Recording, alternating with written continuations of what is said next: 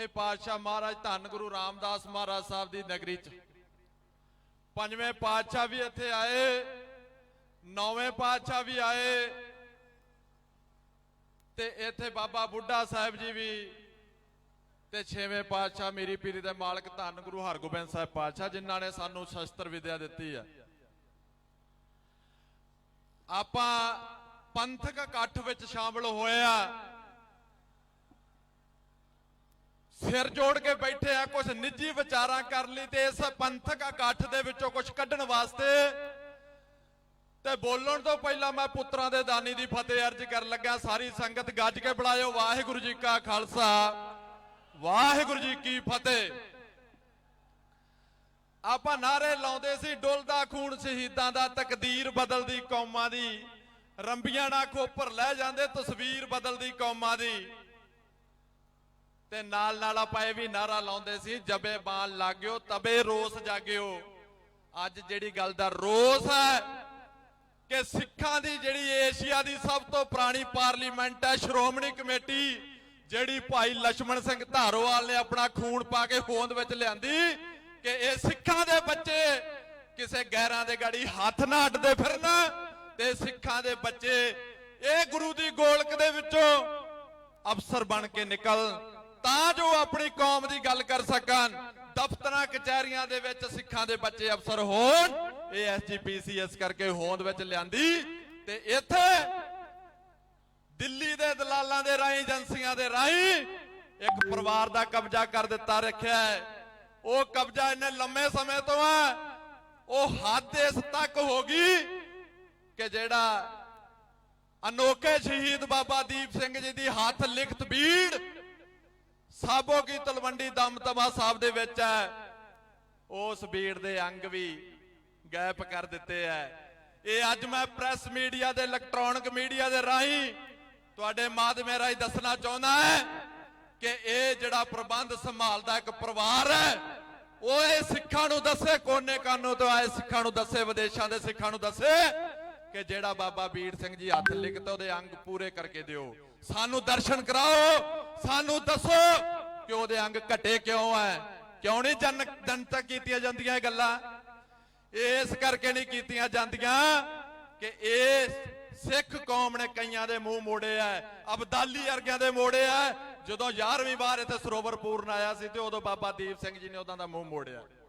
सो इस करके मैं बेनती करनी चाहुंदा, सिखो जमहूरीयत बहाल कराउणी है ते सानू पुरखियां अल झाती मारनी पऊगी। साडे पुरखियां दे महने की सी, करनी की सी, कथनी की सी, उन्हां दा पहरावा की सी, वो सारा कुछ सानू सोचना ते विचारना पैना है। साडा जदों बुढ़ा दल ते तरना दल जदों ये इकट्ठे होए ते एक दी ड्यूटी लगी तुसी 5 जथे बना के सिक्खी दा प्रचार करो। एक दी ड्यूटी लगी कि तुसी जुल्म दा टाकरा करना है ते कौम दी रखिया करनी है। इस करके जदों समय समय ते लोड़ पऊगी तो दोने इकट्ठे होके भी मोढे नाल मोढा जोड़ के लड़ाई लड़ियो। पर अज कौम दा जरनैल सरदार सिमरनजीत सिंह मान बैठा 40 दहाकियां तो इक्को गल करदा आ रहा है कि असीं गुलाम है, सानू आजादी चाहिदी है। असीं किसी दे घर किन्ना क चिर रह सकदे हैं, नहीं कोई प्राहुणे नूं बहुता चिर रखदा, 1-2 दिनां बाद वो नफरत करदा है। फिर बहुती गल होवे ते वो कहंदा जे प्रसादा छकना ते छक ला, हुण तूं मेहमान बन के नहीं रह सकदा। सानू ये जिहड़ियां पातशाहियां वंडण वाली कौम है, गुरु गोबिंद सिंह महाराज साहब ने कौम साजी है मरजीवड़ियां दी, ये लोकां नूं बादशाहियां देण वाली कौम है, इन्हां भिखारी बना के रख दिता। ये जिहड़ी धरती ते बैठे हो तुसीं, लखां रोज लोग प्रसादा छकदे आ, सानू इन्हां ने लैणां ते ला के भिखारियां दे वांगू आटा दाल मंगण वास्ते मजबूर कर दिता। कदी सोचिया चाल किहदी है? ये मोहन भागवत दी चाल है कि सिखां दी जमहूरीयत भंग ही नहीं करनी, इन्हां दी जमहूरीयत मार के रख देनी है। तां करके कदी भी कोई देश अपने वशिंदियां ते गोलियां नहीं चलाउंदा, जिस तरह ये देश भारत दे साडे सिखां ते मुसलमानां ते गोलियां चला के इन्हां नूं मौत दे घार उतारदा है। जदों ये सिखां नूं गोलियां मारदा है ये सत्तवादी है, ते जे सिख इत्थे शांतमई तरीके नाल बैठ के अपना हक मंगदे हैं ते वो अतवादी हो रैडी गल है। ये किधर दा न्याय है? ते जदों किते मैं तो यह दसना चाहना, कभी घोड़ियां नूं पंजालियां नहीं पाईयां जांदियां ते ना ही कभी बाजां दे आलणियां ते घर हुंदे आ, ते ना ही कभी शेर ते बघियाड़ वो इस तरह घूमते हैं। इस करके मैं तुहानूं ये दसना चाहुंदा, तुसीं कौम योधियां दी जे, मर्दां दी कौम जे, ते जदों आपां अपना हक लैण वास्ते घरों तुरे आ ते सानूं परण करना चाहिदा है कि असीं वारस किहदे आ, कच्चियां गड़ियां दे वारस हैं। कंडे तां होणगे, सौना भी पवेगा, पर जे एसी कमरिਆਂ 'ਚ बह के अज बहुते लोग बैठे होणगे, ਜਿਹੜੇ स्टेज वेखदे होणगे, ਜਿਹੜੇ सरदार सिमरनजीत सिंह मान दा इह सद्दे ते तुसीं इकट्ठ कीता है, इहनूं वेख के जैलस करदे होणगे, सड़दे होणगे। ਉਹ कौन है? ਉਹ ਕਹਿੰਦੇ ਅਸੀਂ ਬਾਦਲ ਦਲੀਏ ਆ, ਅਸੀਂ ਕੈਪਟਨ ਦਲੀਏ ਆ, ਅਸੀਂ ਝਾੜੂ ਵਾਲੇ ਟੋਪੀ ਵਾਲੇ ਆ। ਫਿਰ ਉਹਨਾਂ ਨੂੰ ਮੈਂ ਦੱਸਣਾ ਚਾਹੁੰਦਾ ਪੰਜਾਬ ਦਾ ਕਿਉਂ ਖਾਂਦੇ ਹੋ ਕਿਰਤ ਘਾਣ। ਤੁਸੀਂ ਕਿਰਤ ਘਾਣੋ ਤੇ ਕਿਰਤ ਘਣਾ ਦਾ ਜਿਹੜਾ ਹੁੰਦਾ ਨਾ ਬੋਝ ਧਰਤੀ ਵੀ ਨਹੀਂ ਚੁੱਕਦੀ। ਇਸ ਕਰਕੇ ਕੌਮ ਦਾ ਜਰਨੈਲ ਤੁਹਾਡੇ ਵਾਸਤੇ ਆਪਣੇ ਪਰਿਵਾਰ ਸਮੇਤ ਲੜਾਈ ਲੜਦਾ ਹੈ। ਇਹਨੇ 40 ਦਹਾਕਿਆਂ ਤੋਂ ਆਪਣਾ ਪਰਿਵਾਰ ਨਹੀਂ ਵੇਖਿਆ, ਸਿਰਫ ਕੌਮ ਦੀ ਗੱਲ ਕੀਤੀ ਹੈ। ਤੇ ਜਦੋਂ ਐਸਜੀਪੀਸੀ ਦੀ ਇਲੈਕਸ਼ਨ ਕਰਾਉਣੀ ਹੈ ਨਾ, ਉਹ ਤੁਸੀਂ ਜਥੇਦਾਰ ਵੀ ਆਪਣਾ ਪਾਉਣਾ ਹੈ, ਤੁਸੀਂ ਉੱਥੇ ਪ੍ਰਧਾਨ ਵੀ ਆਪਣਾ ਬਿਠਾਉਣਾ ਹੈ, ਤੁਸੀਂ 328 ਸਰੂਪਾਂ ਦਾ ਵੀ ਹਿਸਾਬ ਕਿਤਾਬ ਲੈਣਾ ਹੈ। ਤੇ ਤੁਸੀਂ ਜਿਹੜਾ ਕੋਹਲੀ ਨੂੰ 10-10 ਕਰੋੜ ਰੁਪਈਆ ਦਿੱਤਾ ਹੈ ਕਿ ਤੂੰ ਇੱਥੇ ਆਡਿਟ ਕਰ ਤੇ ਸਾਡੇ ਇੱਥੇ ਸਾਂਭ ਸੰਭਾਲਦਾ ਹੈ, ਕੀ ਉਹਨੇ ਇੱਕ ਵੀ ਕੰਮ ਨਹੀਂ ਕੀਤਾ। ਤੁਸੀਂ ਕੌਣ ਪੁੱਛੋਗੇ? ਕਦੀ ਪੁੱਛੋ ਜਾ ਕੇ ਇੱਥੋਂ ਦੇ ਜਿਹੜਾ ਟਰਾਂਸਪੋਰਟ ਮੰਤਰੀ ਹੈ ਕਿ ਤੂੰ ਭਾਈ ਭਗਤ ਸਿੰਘ ਨੂੰ कहना है तू शहीदां दा सरताज है, ते असीं पंजवें पातशाह नूं कित्थे लैके जाना है? पंजवें पातशाह साडा शहीदां दा सरताज है, कोई होर हो ही नहीं सकदा। कदी कालरों फड़ के बांह तो फड़ के पुछो तां सही, जदों पिंड च आउंदे आ भी भाई किहड़े आकड़ा तूं इह गल कही है, तैनूं कौन प्लांट करदा है, कौन दसदा है गल्लां करन वास्ते? इन्हां नूं मजबूर कीता जांदा है। जे कुर्सी बहाल रखनी है ते सिखां दी दाड़ी नूं हत्थ पाओ। इह साडी दाड़ी नूं हत्थ पाउंदे आ ते सिख किन्ना कि चिर सुत्ते रहणगे, जदों शेर नूं कोई छेड़दा ते फिर ओह दहाड़ मारदा है। सरदार सिमरनजीत सिंह मान ਉਹ ਯੋਧਾ ਹੈ ਜਿਨੇ ਆਪਣੀ ਗੱਲ ਕੀਤੀ ਹੈ ਤੇ ਉਹਦਾ ਪੂਰਾ ਉਤਰਿਆ ਹੈ। ਹੁਣ ਤੁਹਾਨੂੰ ਪਿੱਛਾ ਭੌਂ ਕੇ ਨਹੀਂ ਵੇਖਣਾ ਚਾਹੀਦਾ। ਜਿਹੜਾ ਵੀ ਤੁਸੀਂ ਲੀਡਰ ਚੁਣਨਾ ਹੈ, ਬੜੇ ਝੂਠ ਵੱਜਦੇ ਰਹੇ 1947 ਤੋਂ ਲੈ ਕੇ ਇੱਕੋ ਹੀ ਗੱਲ ਹੁੰਦੀ ਰਹੀ ਕਿ ਅਸੀਂ ਆਹ ਕਰ ਦਿਆਂਗੇ, ਅਸੀਂ ਆਹ ਫ੍ਰੀ ਦੇ ਦਿਆਂਗੇ, ਆਹ ਫ੍ਰੀ ਦੇ ਦਿਆਂਗੇ। ਇਹ ਨਹੀਂ ਜੇ ਤੁਹਾਨੂੰ ਕਹਿੰਦਾ, ਇਹ ਕੌਮ ਦਾ ਲੀਡਰ ਕਹਿੰਦਾ ਹੈ ਮੈਂ ਤੁਹਾਨੂੰ ਗੁਲਾਮੀ ਦੇ ਪਿੰਜਰੇ ਦੇ ਵਿੱਚ ਘੁੱਟ-ਘੁੱਟ ਕੇ ਮਰਨ ਨਹੀਂ ਦੇਣਾ, मैं इन्हां पंजाब दे नौजवानों नूं आजाद कराउणा है, इन्हां नूं अपना घर लैके देना है। ते उस करके जे तुसीं चाहुंदे हो कि सिखां दी जमहूरीयत बहाल होवे ते फिर इक्को ही हल है, मतदान। मतदान 5 साल बाद करना पैंदा है। इन्हां ने साडा ਉਹ ਵੀ हक खोलिया है, इन्हां ने साडा मतदान करन दा भी हक खोलिया है। जे हुण तुसीं इह चाहुंदे हो कि कोई खूह च ना सुट्टे, ਅਸੀਂ ਡਿੱਗੇ ਹੋਏ ਬਾਹਰ ਨਿਕਲਣਾ ਚਾਹੁੰਦੇ ਆ, ਤੇ ਫਿਰ ਆਪਣਾ ਪਰਖਿਆ ਲੀਡਰ ਜਿਹੜਾ ਹੈ ਉਹਦੇ ਹੱਥ 'ਚ ਗੁਰੂ ਦੀ ਗੋਲਕ ਦੀ ਸੇਵਾ ਦੇ ਦਿਓ। ਮੈਂ ਤੁਹਾਨੂੰ ਇਹ ਦੱਸਣਾ ਚਾਹੁੰਦਾ ਹੈ, ਇਹਨਾਂ ਨੇ ਆਪਣੀਆਂ ਜਦੋਂ ਨੌਕਰੀਆਂ ਦੇ ਵੇਲੇ ਵੀ ਲੋਕਾਂ ਦੇ ਸਿੱਖਾਂ ਦੇ ਮੁੰਡਿਆਂ ਨੂੰ ਭਰਤੀ ਕੀਤਾ ਹੈ, ਤੇ ਅੱਜ ਵੀ ਇਹ ਇੱਥੇ ਲੋੜਵੰਦਾਂ ਨੂੰ ਰੁਜ਼ਗਾਰ ਦੇਣਗੇ। ਤੁਹਾਡੇ ਬੱਚਿਆਂ ਨੂੰ ਮੰਗਣ ਵਾਸਤੇ ਮਜਬੂਰ ਨਹੀਂ ਹੋਣ ਦੇਣਗੇ। ਆਜ਼ਾਦੀ ਦੀ ਗੱਲ ਕਰਦੇ ਤੇ ਆਜ਼ਾਦੀ ਲੈ ਕੇ ਦੇਣਗੇ। ਮੈਂ ਇੱਥੇ ਮਾਝੇ ਦੀ ਧਰਤੀ ਤੇ ਸਾਰੀਆਂ ਸੰਗਤਾਂ ਦਾ ਬਹੁਤ ਬਹੁਤ ਧੰਨਵਾਦ ਕਰਦਾ। ਦੂਰਾਂ ਦੂਰਾਂ ਤੋਂ ਆਏ ਹੋ ਔਰ ਇੱਥੋਂ ਦੀ ਲੀਡਰਸ਼ਿਪ ਸਾਰੀ ਜਿਹੜੀ ਹੈ ਉਹਦਾ ਧੰਨਵਾਦ ਕਰਦਾ, ਕਿਉਂਕਿ ਉਹਨਾਂ ਨੇ ਰਾਤ ਦਿਨ ਮਿਹਨਤ ਕਰਕੇ ਪਾਰਟੀ ਦੇ ਜਨਰਲ ਸੈਕਟਰੀ, PSC ਮੈਂਬਰ, ਜ਼ਿਲ੍ਹਾ ਪ੍ਰਧਾਨ, ਸਾਰੇ ਜਿਹੜੇ ਸਰਕਲ ਪ੍ਰਧਾਨ ਜਿੰਨੇ ਵੀ ਇੱਥੇ ਪਹੁੰਚੇ, ਮੈਂ ਸਾਰਿਆਂ ਦਾ ਧੰਨਵਾਦ ਕਰਦਾ। ਰੁਜ਼ਗਾਰ ਦੇਣਗੇ, ਤੁਹਾਡੇ ਬੱਚਿਆਂ ਨੂੰ ਮੰਗਣ ਵਾਸਤੇ ਮਜਬੂਰ ਨਹੀਂ ਹੋਣ ਦੇਣਗੇ। ਆਜ਼ਾਦੀ ਦੀ ਗੱਲ ਕਰਦੇ ਤੇ ਆਜ਼ਾਦੀ ਲੈ ਕੇ ਦੇਣਗੇ। ਮੈਂ ਇੱਥੇ ਮਾਝੇ ਦੀ ਧਰਤੀ ਤੇ ਸਾਰੀਆਂ ਸੰਗਤਾਂ ਦਾ ਬਹੁਤ ਲਾਉਂਦੇ ਸਮੁੰਦਰਾਂ ਵਿੱਚ ਜੋ ਤਾਰੀਆਂ ਨੇ ਉਹ ਡੱਡੂ ਮੱਛੀਆਂ ਨਾਲ ਨਹੀਂ ਰਲ ਪੈਂਦੇ, ਹੰਸਾਂ ਨਾਲ ਜਿਨ੍ਹਾਂ ਦੀਆਂ ਯਾਰੀਆਂ ਨੇ। ਹੰਸ ਕੌਣ ਹੈ? ਆ ਤੁਹਾਡੇ ਸਾਹਮਣੇ ਸੰਤ ਜਰਨੈਲ ਸਿੰਘ ਖਾਲਸਾ ਭਿੰਡਰਾਂ ਵਾਲਿਆਂ ਦੀ ਤਸਵੀਰ ਲੱਗੀ ਹੈ, ਸਰਦਾਰ ਸਿਮਰਨਜੀਤ ਸਿੰਘ ਮਾਨ ਦੀ ਤਸਵੀਰ ਲੱਗੀ ਹੈ। ਇਸ ਕਰਕੇ ਆਪਾਂ ਸਾਰਿਆਂ ਨੇ ਹੰਸਾਂ ਦੇ ਨਾਲ ਰਲ ਕੇ ਹੰਸ ਬਣਨਾ ਹੈ ਤੇ ਆਪਾਂ ਆਪਣੀ ਜਮਹੂਰੀਅਤ ਬਹਾਲ ਕਰਾਉਣੀ ਹੈ। ਤੇ ਇਹ ਜਿਹੜੀ ਸੰਸਥਾ ਹੈ ਸਾਡੀ, ਇਹਨੂੰ ਆਪਾਂ ਸਿਖਰ ਤੇ ਲੈ ਕੇ ਜਾਣਾ। ਇਹਨਾਂ ਲੋਕਾਂ ਤੋਂ ਇਤਿਹਾਸ ਦੇ ਵਿੱਚ ਆਪਾਂ ਆਪਣੇ ਆਪਣੇ ਹੱਲ ਕਰਵਾਉਣੇ ਆ। ਜਿਹੜੀਆਂ ਗਲਤੀਆਂ ਕੀਤੀਆਂ ਉਹਨਾਂ ਦੀ ਸਜ਼ਾ ਵੀ ਇਹਨਾਂ ਨੂੰ ਦੇਣੀ ਹੈ। ਸੋ ਇੱਥੇ ਬੋਲਦਿਆਂ ਤੋਂ ਮੇਰੇ ਤੋਂ ਬਹੁਤ ਗਲਤੀਆਂ ਵੀ ਹੋਈਆਂ ਹੋਣਗੀਆਂ, ਤੇ ਮੈਂ ਸਾਰਿਆਂ ਤੋਂ ਖੇਮਾ ਦਾ ਜਾਚਕਾ ਔਰ ਨਾਲ ਦੀ ਨਾਲ ਮੈਂ ਗੁਰੂ ਸਾਹਿਬ ਦੀ ਬਖਸ਼ਿਸ਼ ਫਤਿਹ ਅਰਜ਼ ਕਰਦਾ ਹਾਂ। ਵਾਹਿਗੁਰੂ ਜੀ ਕਾ ਖਾਲਸਾ, ਵਾਹਿਗੁਰੂ ਜੀ ਕੀ ਫਤਿਹ।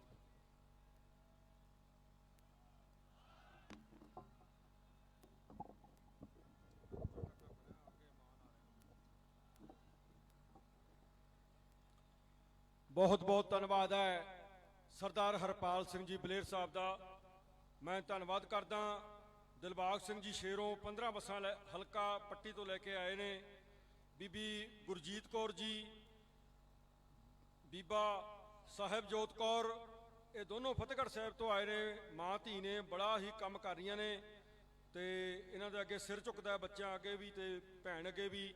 ਜੁਗਰਾਜ ਸਿੰਘ ਜੀ ਪੱਟੀ, ਕਰਮ ਸਿੰਘ ਜੀ ਭੋਈਆਂ, ਬਾਬਾ ਬਲਦੇਵ ਸਿੰਘ ਜੀ ਜੋਗੇਵਾਲ, ਇਕਬਾਲ ਸਿੰਘ ਜੀ ਕੈਨੇਡਾ, ਗਿਆਨੀ ਹਰਪ੍ਰੀਤ ਸਿੰਘ ਜੀ, ਬਾਬਾ ਰੇਸ਼ਮ ਸਿੰਘ ਜੀ ਖੁਖਰਾਣਾ, ਬੀਬੀ ਕੁਲਵੰਤ ਕੌਰ ਜੀ ਬਾਬਾ ਬਕਾਲਾ ਸਾਹਿਬ ਤੋਂ ਵੱਡੇ ਕਾਫਲੇ ਨੂੰ ਲੈ ਕੇ ਆਏ ਨੇ। ਇਹਨਾਂ ਸਾਰਿਆਂ ਦਾ ਹੀ ਧੰਨਵਾਦ ਕਰਦਾ।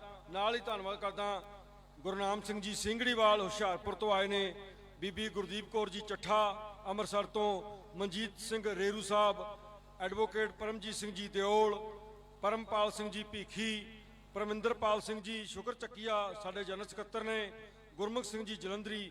ਇਹਨਾਂ ਸਾਰਿਆਂ ਦਾ ਧੰਨਵਾਦ ਕਰਦਾ ਹੋਇਆ ਮੈਂ ਬੇਨਤੀ ਕਰਦਾ ਸਰਦਾਰ ਇਮਾਨ ਸਿੰਘ ਜੀ ਮਾਨ ਨੂੰ, ਜਿਨ੍ਹਾਂ ਨੇ ਇਹ ਸਾਰੇ ਪ੍ਰਬੰਧ ਨੂੰ ਪਾਰਟੀ ਵੱਲੋਂ ਸਭ ਤੋਂ ਪਹਿਲਾਂ ਜ਼ਿੰਮੇਵਾਰੀ ਜਿਹੜੀ ਲੱਗੀ ਸੀ ਸਰਦਾਰ ਇਮਾਨ ਸਿੰਘ ਜੀ ਦੀ ਲੱਗੀ ਸੀ ਪਾਰਟੀ ਵੱਲੋਂ, ਉਹਨਾਂ ਨੇ ਬਾਖੂਬੀ ਨਿਭਾਈ ਵੀ ਹੈ। ਉਹਨਾਂ ਨੇ ਸਾਰਿਆਂ ਨਾਲ ਮਿਲ ਕੇ ਡਿਜ਼ਾਈਨ ਕੀਤਾ, ਸਮਾਂ ਦਿੱਤਾ। ਇਹ ਸਾਰੇ ਅਸੀਂ ਜਾਣਦੇ ਹਾਂ।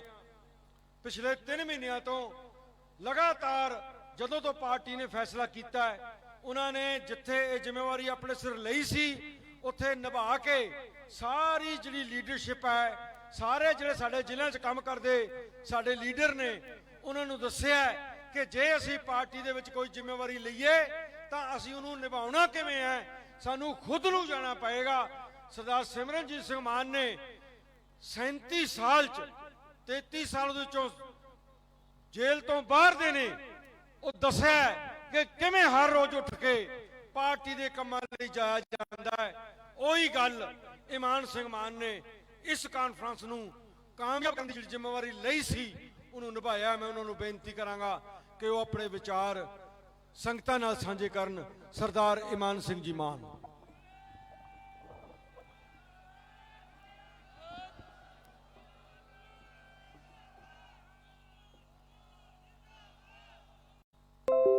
ਗੁਰੂ ਸਾਹਿਬਾਨਾਂ ਨੇ ਔਕੜਾਂ ਹੰਢਾਈਆਂ, ਜਨੇਊ ਉਸ ਉਮਰ 'ਚ ਨਾ ਪਹਿਨਣਾ, ਜਦ ਮਾਪੇ ਸਿਰ ਤੇ ਖੜੇ ਹੋਣ, ਪੰਡਤ ਸ਼ਸਤਰ ਪੜਦਾ ਹੋਏ ਤੇ ਕਹਿ ਦੇਣਾ ਮੈਂ ਇਹਦੇ ਨਾਲ ਸਹਿਮਤ ਨਹੀਂ।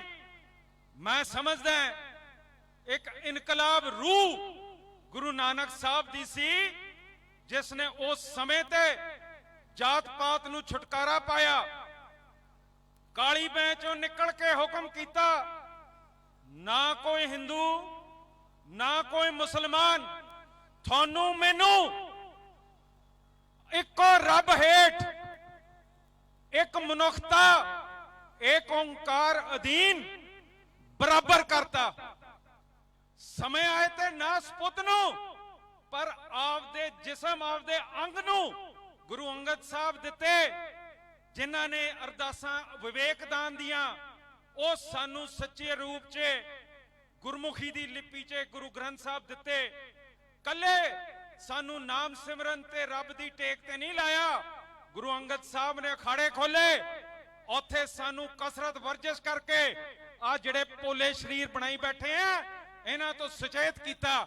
ਸਾਨੂੰ ਦੁਨਿਆਵੀ ਰੂਪ 'ਚ ਕੰਮ ਕਰਨ ਵਾਸਤੇ, ਕਿਹੜੇ ਹੋਣ ਵਾਸਤੇ, ਰੱਬ ਨੂੰ ਟੇਕ ਰੱਖਣ ਵਾਸਤੇ, ਸੰਗਤ 'ਚ ਮਿਲਣ ਵਾਸਤੇ। ਖਡੂਰ ਸਾਹਿਬ ਮਾਤਾ ਖੀਵੀ ਜੀ ਦੇ ਲੰਗਰ ਤੋਂ, ਇੱਕੋ ਬਾਟੇ ਤੋਂ, ਇੱਕੋ ਮਨੁੱਖਤਾ ਨੂੰ ਉੱਥੇ ਪ੍ਰਸ਼ਾਦੇ ਦਿੱਤੇ ਜਾਂਦੇ ਆ, ਜਿਹੜੇ ਅੱਜ ਸਾਡੇ ਗੁਰੂ ਕੇ ਲੰਗਰ ਅੱਜ ਵੀ ਬਰਕਰਾਰ ਚੱਲ ਰਹੇ ਆ।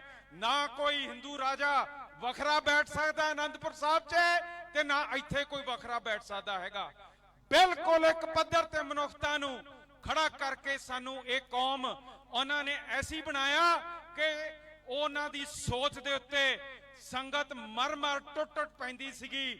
ਬੜਾ ਵੱਡਾ ਉਰੇ ਪ੍ਰਭਾਵ ਪੈ ਗਿਆ ਜਦ ਤਾਈਂ ਗੁਰੂ ਅਮਰਦਾਸ ਮਹਾਰਾਜ ਮੰਜੀਆਂ ਬਣਾ ਕੇ ਅੱਗੇ ਗੁਰੂ ਰਾਮਦਾਸ ਮਹਾਰਾਜ ਜਿਨ੍ਹਾਂ ਦੇ ਸਰੋਵਰ 'ਚ ਆਪਾਂ ਇਸ਼ਨਾਨ ਕਰਦੇ ਆਂ, ਉੱਥੇ ਤਾਈਂ ਗੁਰਸਿੱਖੀ ਪਹੁੰਚੀ ਤਾਂ ਇਹ ਜਿਹੜੀ ਕੌਮ ਸੀਗੀ ਦਬੀ ਕੁਚਲਿਆਂ ਦੀ, ਜਿਨ੍ਹਾਂ ਦੇ ਉੱਤੇ ਜਬਰ ਜਾਤ ਪਾਤ ਦਾ ਮਨੂ ਦੀ ਸੋਚ ਕਰਦਾ ਸੀ, ਜਿਨ੍ਹਾਂ ਨੂੰ ਕੁਚਲ ਕੇ ਰੱਖਿਆ ਮੁਗਲ ਹਕੂਮਤ ਲਾਹੌਰ ਦੀ ਨੇ, ਜਿਹੜਾ ਅੱਖ ਨਾਲ ਅੱਖ ਨਹੀਂ ਮਿਲਾ ਸਕਦੇ ਸੀ, ਘੋੜੇ ਤੇ ਸਵਾਰੀ ਨਹੀਂ ਕਰ ਸਕਦੇ ਸੀ, ਸ਼ਸਤਰ ਨਹੀਂ ਆਪਣੇ ਫੜ ਸਕਦੇ ਸੀਗੇ।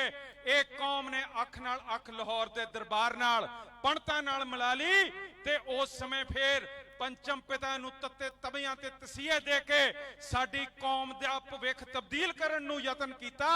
ਜਿਹੜੀ ਸ਼ਹਾਦਤ ਬਾਰੇ ਮੇਰੇ ਤੋਂ ਪਹਿਲਾਂ ਕਹਿ ਕੇ ਗਏ ਐ, ਪੰਚਮ ਪਿਤਾ ਦੀ ਸ਼ਹਾਦਤ ਇਹੋ ਜੀ ਸੀ ਜਿਸ ਨੇ ਆਪਣਾ ਜੀਵਨ ਪੂਰਾ ਗੁਰਸਿੱਖੀ ਪ੍ਰਤੀ ਬਤੀਤ ਕਰਕੇ ਸਿਰ ਨਹੀਂ ਝੁਕਾਇਆ, ਤੱਤੇ ਤਵੀਆਂ ਤੇ ਸ਼ਹਾਦਤ ਪਾ ਲਈ ਪਰ ਧਰਮ ਨਹੀਂ ਤਬਦੀਲ ਕੀਤਾ। ਐਡੀ ਕਿਹੜੀ ਕੌਮ ਉਦੋਂ ਤਾਈਂ ਬਣ ਗਈ। ਛੇਵੇਂ ਪਿਤਾ ਦੇ ਜਿਹੜੇ ਸਾਡੇ ਹੁਕਮ ਸੀ ਘੋੜੇ ਲੈ ਕੇ ਆਓ, ਸ਼ਸਤਰ ਲੈ ਕੇ ਆਓ, ਉਹਨਾਂ ਨੇ ਜੰਗਾ ਕਪੂਰਥਲੇ ਤਾਈਂ, ਹਰਗੋਬਿੰਦਪੁਰ, ਅਖੀਰ ਅਕਾਲ ਤਖਤ ਸਾਹਿਬ, ਸਾਡੇ ਮੀਰੀ ਪੀਰੀ ਦੇ ਵਚਨ ਜਾ ਕੇ ਕੀਰਤਪੁਰ ਸਾਹਿਬ ਬਸਾਤੇ। ਜਿਸ ਕੌਮ ਨੂੰ ਰਾਜ ਦਾ ਇੱਕ ਸੁਪਨਾ ਸਾਨੂੰ ਦਿਖਾਇਆ ਸੀਗਾ ਉਹ ਅਸਲੀਅਤ 'ਚ ਤਬਦੀਲ ਕਰਤਾ। ਹਰਰਾਏ ਸਾਹਿਬ ਨੇ ਵਾਤਾਵਰਣ 'ਚ ਸਾਨੂੰ ਰਹਿਣ ਦਾ ਸਿਖਾਇਆ। ਹਰਕ੍ਰਿਸ਼ਨ ਸਾਹਿਬ ਮਹਾਰਾਜ ਜਿਹੜੀ ਅੱਜ ਰੈੱਡ ਕਰਾਸ ਕਹਿੰਦੇ ਆ, ਉਹਦੇ ਲਈ ਦਿੱਲੀ ਦੇ ਵਿੱਚ ਜਦ ਦਾਣੇ ਦਾ ਰੋਗ ਸੀ ਉੱਥੇ ਮਨੁੱਖਤਾ ਦੀ ਸੇਵਾ ਕਰਕੇ ਦਿਖਾਈ। ਭਾਵੇਂ ਛੋਟੀ ਉਮਰ 'ਚ ਜੋਤੀ ਜੋਤ ਹੋ ਗਏ ਪਰ ਉਹਨਾਂ ਨੇ ਮਰੀਜ਼ਾਂ ਨੂੰ ਸੰਭਾਲਣ ਦਾ ਸਾਨੂੰ ਸਬਕ ਸਿਖਾਇਆ। ਔਰ ਨੌਵੇਂ ਪਿਤਾ ਜਿਨ੍ਹਾਂ ਨੇ ਜਾ ਕੇ ਇੱਕ ਹੋਰ ਕੌਮ ਦੇ ਧਾਰਮਿਕ ਹੱਕਾਂ ਵਾਸਤੇ ਉਹ ਮੁਗਲ ਹਕੂਮਤ ਦੇ ਸਾਹਮਣੇ ਜਾ ਕੇ ਉਂਗਲ ਚੱਕੀ ਤੇ ਬਰਾਬਰਤਾ ਦਾ ਹੱਕ ਮੰਗਿਆ। ਮਨੁੱਖੀ ਅਧਿਕਾਰਾਂ ਵਾਸਤੇ ਉਹ ਲਾਲ ਕਿਲੇ ਦੇ ਬੈਠੇ ਕਾਜ਼ੀ ਨੇ ਫਤਵਾ ਦਿੱਤਾ ਕਿ ਗੁਰੂ ਸਾਹਿਬ ਦਾ ਸੀਸ ਵੱਢਿਆ ਜਾਏ। ਉਹੀ ਲਾਲ ਕਿਲੇ ਤੇ ਜਿੱਥੇ ਤੁਹਾਡੇ ਕੇਸਰੀ ਨਿਸ਼ਾਨ ਝੂਲਦੇ ਇਹ ਸਰਕਾਰਾਂ ਨੂੰ, ਹਕੂਮਤਾਂ ਨੂੰ ਕਿਸਾਨੀ ਮੋਰਚੇ ਤੇ ਭੈੜੇ ਲੱਗੇ, ਗੰਦੇ ਲੱਗੇ। ਇੱਕ ਪਾਸੇ ਕਹਿ ਦੇਣਗੇ ਕਿ ਹਿੰਦ ਦੀ ਚਾਦਰ ਗੁਰੂ ਤੇਗ ਬਹਾਦਰ, ਦੂਜੇ ਪਾਸੇ ਕਹਿਣਗੇ ਕਿ ਆ ਜਿਹੜੇ ਝੰਡੇ ਆ ਇਹ ਲਾਲ ਕਿਲੇ पे हमारा अपमान करते हैं। ਸਾਧ ਸੰਗਤ ਜੀ ਐਡੀ ਮਾੜੀ ਸੋਚ ਜਿਹੜੀ ਇੱਥੇ ਜੰਮ ਪਈ ਹੈ, ਇਹ ਉਹੀ ਸੋਚ ਹੈ ਜਦੋਂ ਮੁੱਢ ਤੋਂ ਸਾਡੇ ਗੁਰਸਿੱਖੀ ਨੂੰ ਦਬਾਇਆ ਜਾਂਦਾ ਸੀਗਾ। ਦਸਮ ਪਿਤਾ ਬਾਰੇ ਕੀ ਕਹਿ ਸਕਦਾ ਕੋਈ? ਆਪਣੇ ਪਿਤਾ ਦਾ ਸੀਸ ਹੱਥ 'ਚ ਕਬੂਲ ਕੀਤਾ। 2 ਸਪੂਤ ਚਮਕੌਰ 'ਚ, 2 ਫਤਿਹਗੜ੍ਹ ਸਾਹਿਬ 'ਚ, ਮਾਤਾ ਜੀ ਫਤਿਹਗੜ੍ਹ ਸਾਹਿਬ 'ਚ, ਫੇਰ ਵੀ ਤੁਹਾਡੇ ਵੱਲ ਦੇਖ ਕੇ ਖੁਸ਼ ਹੋ ਕੇ ਕਹਿੰਦੇ ਸੀ ਜੀਵਤ ਹੈ ਹਜ਼ਾਰੋਂ। ਉਹ ਮਹਾਰਾਜ ਤੁਸੀਂ ਕਿੰਨੀਆਂ ਕੁਰਬਾਨੀਆਂ ਆ ਸਾਡੇ ਨਿਮਾਣੇ ਸਿੱਖਾਂ ਲਈ ਪਰਿਵਾਰ ਦੇ ਪਰਿਵਾਰ ਤਿਆਗ ਕਰਤੇ, ਕਿਉਂਕਿ ਤੁਹਾਡਾ ਪਿਆਰ ਹੀ ਸਾਡੇ ਨਾਲ ਸੀਗਾ। ਤੁਸੀਂ ਬਸਦੇ ਹੀ ਸਾਡੇ ਦੇ ਵਿੱਚ ਸੀਗੇ। ਖਾਲਸਾ ਪੰਥ ਤੁਸੀਂ ਸਥਾਪਿਤ ਕਰਤਾ ਤੇ ਇੰਨੀ ਨਿਮਾਨਤਾ ਦਿਖਾਈ। ਆਪ ਉਹਦੇ ਵਿੱਚ ਸਿੰਘ ਸਜੇ ਗੁਰੂ ਗੋਬਿੰਦ ਸਿੰਘ ਮਹਾਰਾਜ। ਅੱਜ ਤੁਹਾਡੇ ਬਦੌਲਤ ਅੱਜ ਅਸੀਂ ਉਰੇ ਥਾਪੀ ਮਾਰ ਕੇ ਆਪਣੇ ਛਾਤੀ ਨੂੰ ਕਹਿੰਦੇ ਆ ਕਿ ਤੁਹਾਡੀ ਫੌਜ ਤੁਹਾਨੂੰ ਯਾਦ ਕਰਦੀ ਹੈ, ਤੁਹਾਨੂੰ ਯਾਦ ਕਰਦੀ ਹੈ, ਤੁਹਾਨੂੰ ਉਡੀਕਦੀ ਹੈ। ਸਾਧ ਸੰਗਤ ਜੀ ਸਿੱਖੀ ਨੂੰ ਬਹੁਤ ਸੱਟਾਂ ਵੱਜੀਆਂ। ਰਾਜ ਫਤਿਹਗੜ੍ਹ ਸਾਹਿਬ 'ਚ ਆਪਾਂ ਪ੍ਰਾਪਤ ਕੀਤੇ। ਉਹ ਜਾ ਕੇ ਆਪਣੇ ਹਿਰਦੇ ਅਜੀਤ ਸਿੰਘ ਦੇ, ਬਾਬਾ ਬੰਦਾ ਸਿੰਘ ਜੀ ਦੇ ਮੂੰਹ 'ਚ ਤੰਨੇ ਗਏ ਤਾਂ ਵੀ ਝੰਡੇ ਬੁਲੰਦ ਰੱਖੇ। ਅਸੀਂ ਮਿਸਲਾਂ 'ਚ ਵੰਡੇ ਗਏ, ਦਿੱਲੀ ਫਤਿਹ ਕਰ ਲਿਆ ਤਾਂ ਵੀ ਅਸੀਂ ਗੁਰੂ ਸਾਹਿਬ ਨਾਲ ਸੀਗੇ। ਔਰ ਜਦ ਮਹਾਰਾਜਾ ਰਣਜੀਤ ਸਿੰਘ ਦਾ ਰਾਜ ਆਇਆ, ਇਹ ਗੁਰਦੁਆਰਿਆਂ ਨੂੰ, ਸਥਾਨਾਂ ਨੂੰ ਸਥਾਪਿਤ ਕਰਕੇ ਉਰੇ ਐਡੀ ਜ਼ਿਆਦਾ ਜਾਇਦਾਦਾਂ, ਅਮਾਨਤਾਂ ਬਖਸ਼ੀਆਂ ਗੁਰੂ ਘਰ ਨੇ, ਕਿਉਂਕਿ ਸਾਡਾ ਪਿਆਰ ਸੀ ਤੁਹਾਡੇ ਨਾਲ।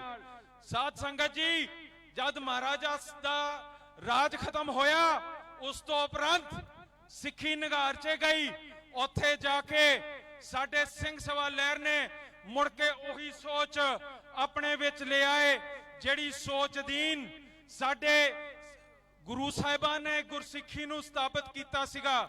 ਸਾਧ ਸੰਗਤ ਜੀ ਉਹ ਜਿਹੜੀ ਸੋਚ ਸੀਗੀ ਉਹਨੇ ਮੁੜ ਕੇ ਸਾਡੇ ਗੁਰੂ ਘਰ ਆਜ਼ਾਦ ਕਰਨ ਵਾਸਤੇ ਨਨਕਾਣਾ ਸਾਹਿਬ ਵਿਖੇ ਜਾ ਕੇ ਉੱਥੇ ਮੋਰਚੇ ਲਾਏ, ਜਿੱਥੇ ਨਰੈਣੂ ਮਹੰਤ ਵਰਗੇ ਬੈਠੇ ਹੋਏ ਸੀ, ਜਿੱਥੇ ਨਰੈਣੂ ਮਹੰਤ ਵਰਗਿਆਂ ਨੇ ਉੱਥੇ ਨਾਚ ਕਰਨੇ, ਉੱਥੇ ਜਾ ਕੇ ਆਪਣੇ ਸ਼ਰਾਬਾਂ ਚਾਲਨੀਆਂ, ਉੱਥੇ ਜਾ ਕੇ ਦੋਤਿਸ ਵਿਦਿਆ ਕਰਨੀ, ਬੁੱਤ ਤੇ ਮੂਰਤੀਆਂ ਉੱਥੇ ਲੱਗੇ ਸੀਗੇ। ਸਾਧ ਸੰਗਤ ਜੀ ਉੱਥੇ 200 ਸਿੰਘਾਂ ਨੇ ਗੁਰੂ ਦਾ ਨਾਮ ਜਪਦੇ ਹੋਏ ਜਾ ਕੇ ਪ੍ਰਣ ਕੀਤਾ ਕਿ ਅਸੀਂ ਆਪਣੇ ਮਹਾਰਾਜ ਪ੍ਰਕਾਸ਼ ਕਰਨੇ ਆ। ਸਵੇਰੇ 6 ਵਜੇ ਦਾ ਸਮਾਂ ਦਿੱਤਾ। ਉਹਨਾਂ ਨੂੰ ਪਤਾ ਸੀ ਮੌਕੇ ਦੀਆਂ ਹਕੂਮਤਾਂ ਉਹਨਾਂ ਦੇ ਬਰਖਲਾਫ ਹੈਗੀਆਂ। ਬਰਤਾਨੀਆ ਦੀ ਫੌਜ, ਬਰਤਾਨੀਆ ਦੀ ਪੁਲਿਸ ਮਹੰਤ ਦੇ ਨਾਲ ਖੜੇ ਆ। ਸੋ ਜੇ ਉਹ ਅੱਜ ਉੱਥੇ ਲੜਾਈ ਲੜਦੇ ਤਾਂ ਉਹਨਾਂ ਨੂੰ ਮੁਕਾਬਲਾ ਫੌਜਾਂ ਦਾ ਕਰਨਾ ਪੈਣਾ ਸੀ। ਉਹਨਾਂ ਨੇ ਫੈਸਲਾ ਕੀਤਾ ਕਿ ਅਸੀਂ ਨਾਮ ਜਾਪਦੇ ਹੋਏ ਉੱਥੇ ਆਪਣੇ ਗੁਰੂ ਘਰ ਪ੍ਰਕਾਸ਼ ਕਰਾਂਗੇ, ਗੁਰੂ ਗ੍ਰੰਥ ਸਾਹਿਬ, ਔਰ ਆਜ਼ਾਦ ਕਰਨ ਦੇ ਯਤਨ ਸ਼ਾਂਤਮਈ ਰੂਪ 'ਚ ਕਰਾਂਗੇ। ਸਾਧ ਸੰਗਤ ਜੀ, ਉੱਥੇ ਜਦ ਪ੍ਰਕਾਸ਼ ਹੋ ਗਏ ਗੁਰੂ ਸਾਹਿਬ, ਨਿਰਣੂ ਮੰਤ ਜਾਗ ਪਿਆ। 400 ਠੱਗਾਂ ਦੇ ਨਾਲ ਉਹਨੇ ਜਾ ਕੇ ਹਮਲੇ ਕਰਤੇ। ਹਮਲੇ ਕਰਕੇ 200 ਸਿੰਘ ਉੱਥੇ ਵੱਢ ਕੇ ਮਾਰਿਆ। ਲੱਕੜਾਂ ਤੇ ਮਿੱਟੀ ਦਾ ਤੇਲ ਪਾ ਕੇ ਉਹਨਾਂ ਦੇ ਉੱਥੇ ਸੰਸਕਾਰ ਕਰਤੇ। ਅਗਲੇ ਦਿਨ ਡੀਸੀ ਵੀ ਉੱਥੇ ਪਹੁੰਚਿਆ ਹੋਇਆ, ਫੌਜ ਵੀ ਪਹੁੰਚੀ ਹੋਈ, ਪੁਲਿਸ ਵੀ ਖੜੀ ਹੋਈ, ਨਿਰਣੂ ਮੰਤ ਵੀ ਉੱਥੇ ਬੈਠਾ। ਤੇ ਸਿੱਖਾਂ ਨੇ ਫਿਰ ਕੀ ਕੀਤਾ? ਜਿੱਥੇ 200 ਭੇਜੇ ਸੀ, 2200 ਦਾ ਜਥਾ ਸਿੱਖਾਂ ਦਾ ਉੱਥੇ ਜਾ ਕੇ ਜਾਪ ਕਰਦਾ ਅੱਗੇ ਵਧਿਆ। ਸੁਨੇਹਾ ਆਏ, ਕਹਿੰਦੇ ਕਿ ਤੁਸੀਂ ਮੁੜ ਜਾਓ, ਤੁਹਾਡਾ ਕਤਲ ਹੋਊਗਾ। ਉਹ ਬਿਲਕੁਲ ਨਿਰਧੜਕ ਹੋ ਕੇ ਅੱਗੇ ਵਧਦੇ ਰਹੇ ਤੇ ਜਾ ਕੇ ਜਦ ਦੇਖਿਆ ਕਿ ਸਿੱਖਾਂ ਦੀ ਦ੍ਰਿੜਤਾ ਹੈ, ਫੌਜ ਵੀ ਭੱਜ ਗਈ, ਨਿਰਣੂ ਵੀ ਭੱਜ ਗਿਆ, ਡੀਸੀ ਵੀ ਭੱਜ ਗਿਆ ਤੇ ਨਨਕਾਣਾ ਸਾਹਿਬ ਪਹਿਲੀ ਵਾਰੀ ਆਜ਼ਾਦ ਸਿੱਖਾਂ ਨੇ ਸ਼੍ਰੋਮਣੀ ਗੁਰਦੁਆਰਾ ਪ੍ਰਬੰਧਕ ਕਮੇਟੀ ਨੇ ਕੀਤੇ। ਤੇ ਸਾਧ ਸੰਗਤ ਜੀ, ਉਸ ਸਮੇਂ ਦੇ ਵਿੱਚ ਜਿਹੜੇ ਉਰੇ ਦੇਸ਼ ਦੇ ਆਜ਼ਾਦੀ ਲੜਦੇ ਸੀ, ਮੋਹਨਦਾਸ ਕਰਮਚੰਦ ਗਾਂਧੀ ਨੇ ਆ ਕੇ ਉੱਥੇ ਬਿਆਨ ਕੀਤੇ। ਕਹਿੰਦਾ ਸਿੱਖੋ, ਆਜ਼ਾਦੀ ਦੀ ਪਹਿਲੀ ਲੜਾਈ ਤੁਸੀਂ ਲੜ ਲਈ ਹੈ ਔਰ ਜਿੱਤ ਗਏ ਹੋ, ਪਰ ਮੇਰੀ ਬੇਨਤੀ ਹੈ ਕਿ ਤੁਸੀਂ ਹੁਣ ਇਹ ਲੜਾਈ ਗੁਰੂ ਘਰ ਦੀ ਭੁੱਲ ਜਾਓ ਤੇ ਤੁਸੀਂ ਦੇਸ਼ ਦੀ ਆਜ਼ਾਦੀ ਦੀ ਲੜਾਈ ਲੜੋ। ਜੇ ਦੇਸ਼ ਆਜ਼ਾਦ ਹੋ ਜਾਊਗਾ, ਗੁਰੂ ਘਰ ਆਪ ਆਜ਼ਾਦ ਹੋ ਜਾਣਗੇ। ਪਰ ਉੱਥੇ ਸਾਡੇ ਜ਼ਿਲ੍ਹੇ ਦੇ ਸ਼ੇਖੂਪੁਰੇ ਦੇ ਕਰਤਾਰ ਸਿੰਘ ਜੀ ਝੱਬਰ ਬੈਠੇ ਸੀ। ਉਹਨਾਂ ਨੇ ਉੱਠ ਕੇ ਸਵਾਲ ਕੀਤਾ ਗਾਂਧੀ ਨੂੰ। ਕਹਿੰਦੇ ਗਾਂਧੀ, ਅੱਜ ਤਾਂ ਜਦ ਅਸੀਂ ਗੁਰੂ ਘਰਾਂ ਨੂੰ ਆਜ਼ਾਦ ਕਰਦੇ ਆਂ, ਅੰਗਰੇਜ਼ਾਂ ਨੂੰ ਕੋਈ ਫਰਕ ਨਹੀਂ ਪੈਂਦਾ, ਇੱਥੇ ਮਹੰਤ ਹੋਏ ਜਾਂ ਗੁਰਸਿੱਖ ਹੋਏ, ਪਰ ਜਿੱਦਣ ਦੇਸ਼ ਆਜ਼ਾਦ ਹੋ ਗਿਆ, ਬਹੁਮਤ ਦੀ ਰਾਜ ਆ ਗਈ। ਜਿਹੜੇ ਮਹੰਤ ਹਿੰਦੂ ਐ, ਉਹਨਾਂ ਦੇ ਪਿੱਠ ਮਗਰ ਇੱਟ ਵਾਂਗੂ ਆ ਦੇਸ਼ ਖੜਾ ਹੋ ਜਾਊਗਾ, ਫੇਰ ਸਾਡੇ ਗੁਰੂ ਘਰ ਨਹੀਂ ਆਜ਼ਾਦ ਹੋਣੇ। ਤੇ ਉਹ ਸਚਾਈ ਤੁਸੀਂ ਅੱਜ ਦੇਖੋ। ਜਿਹੜੇ ਉਸ ਸੰਘਰਸ਼ ਚੋਂ 1925 ਦੇ ਵਿੱਚ ਸਿੱਖ ਗੁਰਦੁਆਰਾ ਐਕਟ ਬਣਿਆ, ਉਹਦੇ ਵਿੱਚ ਲਿਖਿਆ ਸੀਗਾ ਕਿ ਚੋਣ ਗੁਰੂ ਘਰ ਦੇ 5 ਸਾਲ ਬਾਅਦ ਹੋਣਗੇ, ਜਮਹੂਰੀਅਤ ਢੰਗ ਤੌਰ ਤਰੀਕੇ ਨਾਲ ਗੁਰੂ ਘਰਾਂ ਦਾ ਪ੍ਰਬੰਧ ਹੋਊਗਾ। ਉਹ ਜਮਹੂਰੀਅਤ ਦਾ ਢਾਂਚਾ ਏਸ਼ੀਆ ਦੇ ਸਭ ਤੋਂ ਪਹਿਲੀ ਸੰਸਥਾ ਆ ਤੁਹਾਡੀ ਗੁਰੂ ਘਰ ਦੀ ਬਣੀ ਹੈ, ਜਿਹਦੇ ਵਿੱਚ ਬੀਬੀਆਂ ਨੂੰ ਵੋਟ ਪਾਉਣ ਦਾ ਹੱਕ ਉਦੋਂ ਮਿਲਿਆ ਜਦ ਨਾ ਇੰਗਲੈਂਡ, ਨਾ ਬ੍ਰਿਟਾਨੀਆ, ਨਾ ਅਮਰੀਕਾ ਦੇ ਵਿੱਚ ਬੀਬੀਆਂ ਨੂੰ ਵੋਟ ਪਾਉਣ ਦਾ ਹੱਕ ਸੀਗਾ। ਇਹ ਗੁਰਸਿੱਖੀ ਬਰਾਬਰ ਦਾ ਇੱਕ ਪੱਧਰ ਦੀ, ਤਾਂ ਹੀ ਇਹ ਹੱਕ ਅਸੀਂ ਆਪਣੇ ਗੁਰੂ ਘਰ 'ਚ ਰੱਖਿਆ। ਸੋ ਸਾਧ ਸੰਗਤ ਜੀ, ਇਹ ਸਾਡੀ ਬਹੁਤ ਵੱਡੀ ਪ੍ਰਾਪਤੀ ਸੀਗੀ ਔਰ ਇਸ ਨੂੰ ਅਸੀਂ ਬਹਾਲ ਰੱਖਣ ਵਾਸਤੇ ਜਦੋਜਹਿਦਾਂ ਕਰਦੇ ਰਹੇ ਹਾਂ।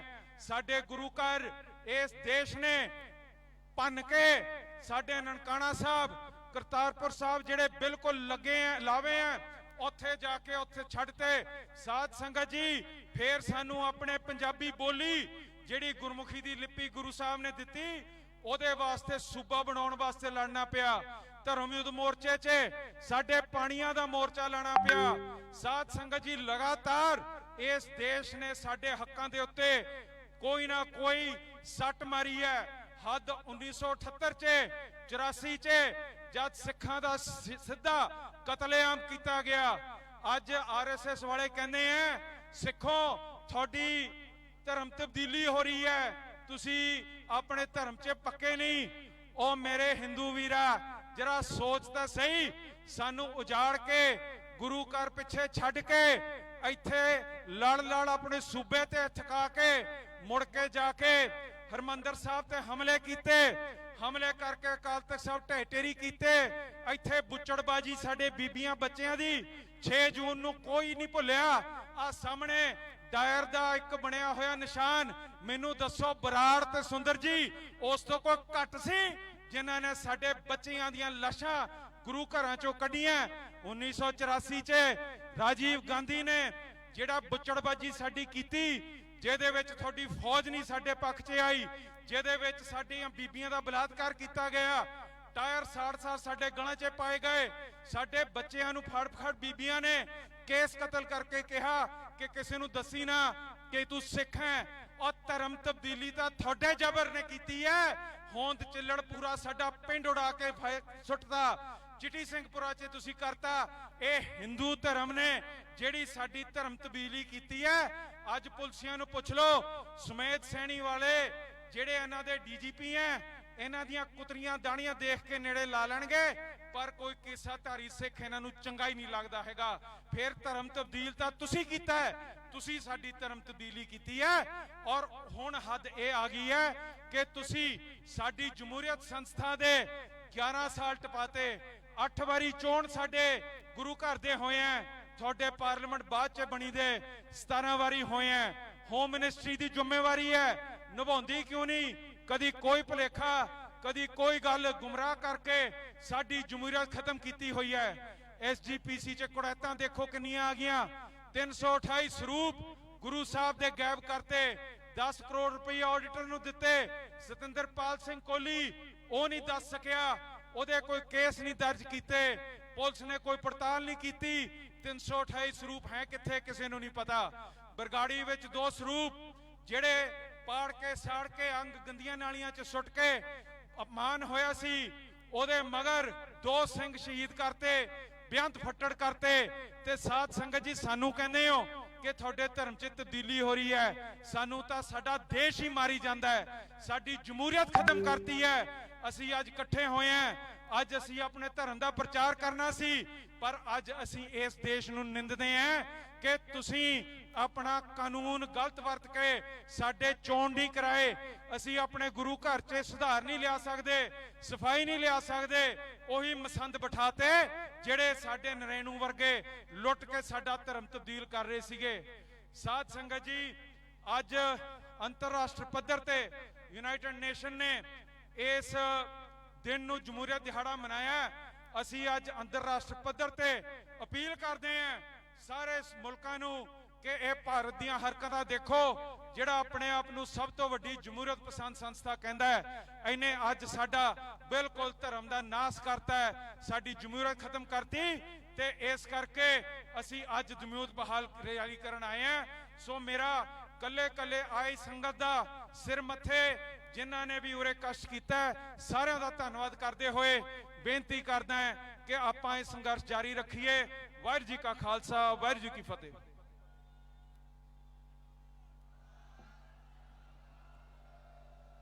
ਮੇਰਾ ਦਿਲ ਕਰਦਾ ਹੈ ਕਿ ਮੈਂ, ਮੇਰੇ ਛੋਟੇ ਭਰਾ ਵੀ, ਮੇਰੀ ਪਾਰਟੀ ਦੇ ਲੀਡਰ ਵੀ, ਸਰਦਾਰ ਇਮਾਨ ਸਿੰਘ ਮਾਨ ਦਾ ਇਸ ਉਪਰਾਲੇ ਦੀ ਜਿਹੜੀ ਉਹਨੇ ਡਿਊਟੀ ਕੀਤੀ ਹੈ, ਉਹਦੇ ਅੱਗੇ ਝੁਕ ਕੇ ਸਲਾਮ ਕਰਾਂ। ਮੈਂ ਸੰਗਤ ਦੇ ਸਾਹਮਣੇ ਤਾਂ ਕਹਿ ਰਿਹਾ ਕਿਉਂਕਿ ਇਹ ਮੇਰੇ ਦਿਲ ਦੀ ਆਵਾਜ਼ ਹੈ। ਇਸ ਆਵਾਜ਼ ਤੋਂ ਵੱਡੀ ਕੇਵਲ ਦੁਨੀਆ ਦੇ ਵਿੱਚ ਇੱਕ ਚੀਜ਼ ਹੈ, ਉਹ ਹੈ ਸੰਗਤ। ਬੋਲੇ ਸੋ ਨਿਹਾਲ। ਹੁਣ ਮੈਂ ਧੰਨਵਾਦ ਕਰਦਾ ਸਰਦਾਰ ਸੁਖਦੇਵ ਸਿੰਘ ਜੀ ਵੇੜੀ, ਜਸਵੰਤ ਸਿੰਘ ਜੀ ਮਮਦੋਟ, ਮਲਕੀਤ ਸਿੰਘ ਨੰਬਰਦਾਰ, ਜਥੇਦਾਰ ਮੇਵਾ ਸਿੰਘ, ਮੋਹਨ ਸਿੰਘ ਮਮਦੋਟ, ਬਲਵੀਰ ਸਿੰਘ ਸਰਾਵਾਂ, ਕੁਲਵੰਤ ਸਿੰਘ ਗੋਲੇਵਾਲ, ਅਮਰ ਸਿੰਘ ਜੋ ਬਰਗਾੜੀ ਵਿੱਚ ਮੋਰਚੇ ਸਮੇਂ ਹਾਜ਼ਰੀ ਭਰਦੇ ਹਨ, ਗਗਨਦੀਪ ਸਿੰਘ ਜੀ, ਸੁਰ ਸਿੰਘ ਬਾਲਾ, ਗੁਰਤੇਜ ਸਿੰਘ ਜੀ ਅਸਪਾਲ, ਗੁਰਪ੍ਰੀਤ ਸਿੰਘ ਜੀ ਲਾੜ ਬੰਜਾਰਾ, ਜਸਵੀਰ ਸਿੰਘ ਜੀ ਬਚੜੇ, ਬਾਬਾ ਜੋਗਾ ਸਿੰਘ ਜੀ ਦਰਾਜਕੇ ਵਾਲੇ, ਸਾਰਿਆਂ ਦਾ ਧੰਨਵਾਦ ਹੈ। ਨਾਲ ਹੀ ਧੰਨਵਾਦ ਕਰਦਾ ਸਤਿੰਦਰਪਾਲ ਸਿੰਘ ਮਿੰਟੂ, ਮਾੜੀ ਮੇਘਾ, ਗੁਰਸਾਹਿਬ ਸਿੰਘ ਬਰਨਾਲਾ, ਮੇਰ ਸਿੰਘ ਤਲਵੰਡੀ, ਖੇਮਕਰਨ, ਕਸ਼ਮੀਰ ਸਿੰਘ ਨਵਾਦਾ, ਚਾਨਣ ਸਿੰਘ ਅੜਤੀਆ, ਸੁਖਚੈਨ ਸਿੰਘ, ਮਹਿਲ ਸਿੰਘ, ਸੁਖਵੰਤ ਸਿੰਘ, ਦਵਿੰਦਰ ਸਿੰਘ ਹਲਕਾ ਪੱਟੀ ਤੋਂ ਨੇ ਸਾਰੇ। ਇਹ ਇਹਨਾਂ ਦਾ ਧੰਨਵਾਦ ਕਰਦਾ ਕਿਉਂਕਿ ਹੁਣ ਆਪਣਾ ਜਿਹੜਾ ਪ੍ਰੋਗਰਾਮ ਹੈ ਉਹ ਅੰਤਿਮ ਪੜਾਅ ਵਾਲਾ ਹੈ। ਸ਼ਾਇਦ ਕਿਸੇ ਜਾਮ 'ਚ ਫਸ ਗਏ। ਸਾਡੇ ਬਹੁਤ ਹੀ ਸਤਿਕਾਰਯੋਗ ਸਰਦਾਰ ਅੰਮ੍ਰਿਤਪਾਲ ਸਿੰਘ ਜੀ ਜਿਹੜੇ ਵਾਰਸ ਪੰਜਾਬ ਦੇ ਸੇਵਾਦਾਰ ਨੇ, ਉਹ ਹੁਣ ਪਹੁੰਚੇ ਨੇ। ਉਹਨਾਂ ਨੂੰ ਵੀ ਸਮਾਂ ਦੇਣਾ ਹੈ, ਜਦ ਤੱਕ ਉਹ ਆਪਣੀ ਤਿਆਰੀ ਕਰਨ। ਉਹਨਾਂ ਦਾ ਹੁਣ ਅੱਗੇ ਅਸੀਂ ਵਾਰੀ ਆ ਉਹਨਾਂ ਦੀ। ਮੈਂ ਬੇਨਤੀ ਕਰਾਂਗਾ ਛੋਟੇ ਵੀਰ ਅੰਮ੍ਰਿਤਪਾਲ ਸਿੰਘ ਜੀ ਨੂੰ ਕਿ ਉਹ ਆਪਣੀ ਤਿਆਰੀ ਕਰ ਲੈਣ। 2 ਮਿੰਟ ਦੇ ਵਿੱਚ ਜਿਹੜਾ ਇਹ ਪ੍ਰੈਸ ਨੋਟ ਹੈ, ਇਹਦੇ ਵਿੱਚ ਜਿਹੜੇ ਅਹਿਮ 4 ਜਿਹੜੇ ਐਲਾਨ ਨੇ ਪ੍ਰੋਗਰਾਮ ਦੇ, ਉਹ ਮੈਂ ਸੰਗਤਾਂ ਦੀ ਨਜ਼ਰ ਕਰਾਂਗਾ। ਉਸ ਤੋਂ ਬਾਅਦ ਸਰਦਾਰ ਅੰਮ੍ਰਿਤਪਾਲ ਸਿੰਘ ਜੀ ਵਾਰਸ ਪੰਜਾਬ, ਉਹ ਆਪ ਜੀ ਨਾਲ ਵਿਚਾਰ ਸਾਂਝੇ ਕਰਨਗੇ। ਅੱਜ ਦਾ ਇਹ ਇਕੱਠ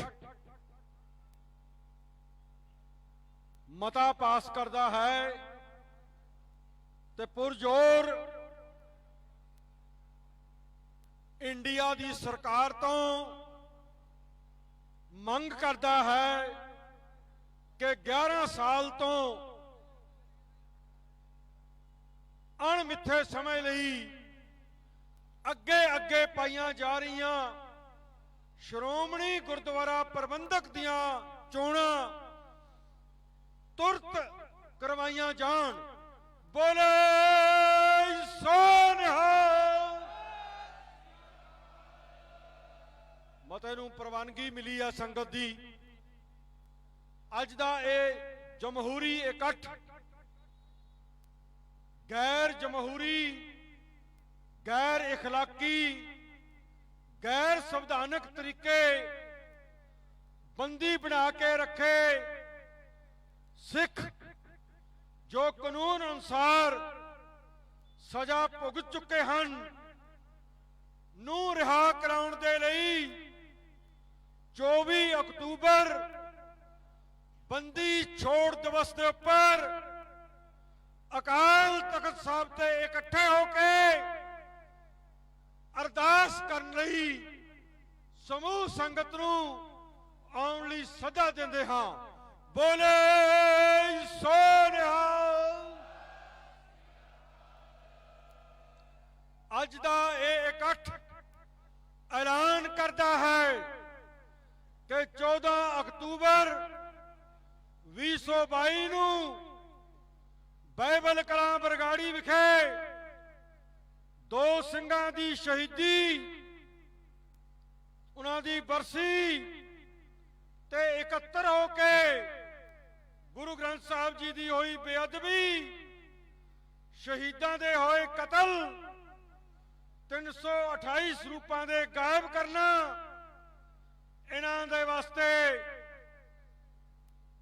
ਜਿਹੜੀਆਂ ਗ੍ਰਿਫਤਾਰੀਆਂ ਚੱਲ ਰਹੀਆਂ ਨੇ ਉਹਦੇ ਅਗਲੇ ਪ੍ਰੋਗਰਾਮ ਦੇ ਲਈ संगत दा राय भी लवांगे ते अगले प्रोग्राम संगत दी राय मुताबिक करांगे। बोले सो निहाल। ते अज दा ये इकट्ठ ऐलान करता है कि देश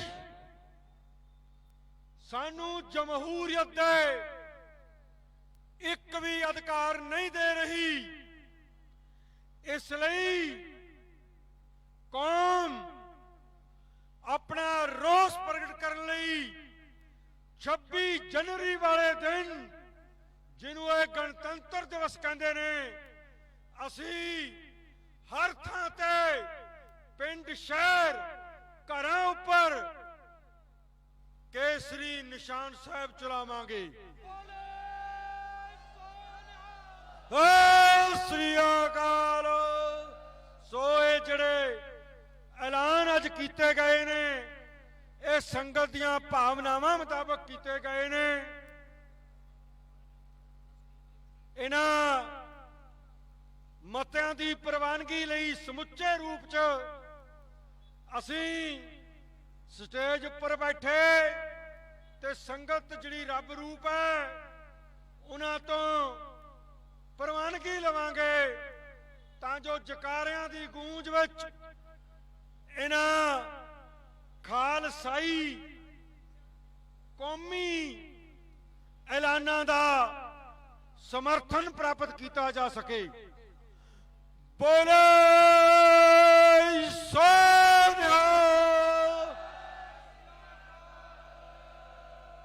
वाहिगुरू जी का खालसा वाहिगुरू जी की फतेह। हुण मैं बेनती करदा सरदार अमृतपाल सिंह जी जिहड़े कि वारिस पंजाब दे सेवादार ने क्योंकि मुख सेवादार तो वो मना करते हैं, डॉक्टर गुरमीत सिंह फाजिलका, मनजीत सिंह धामी, सुखमिंदर सिंह झड़ीवाला, सुखजीत सिंह डोली, इन्हां दा धन्नवाद करदा। एक बारी फिर बेनती करदा सरदार अमृतपाल सिंह जी।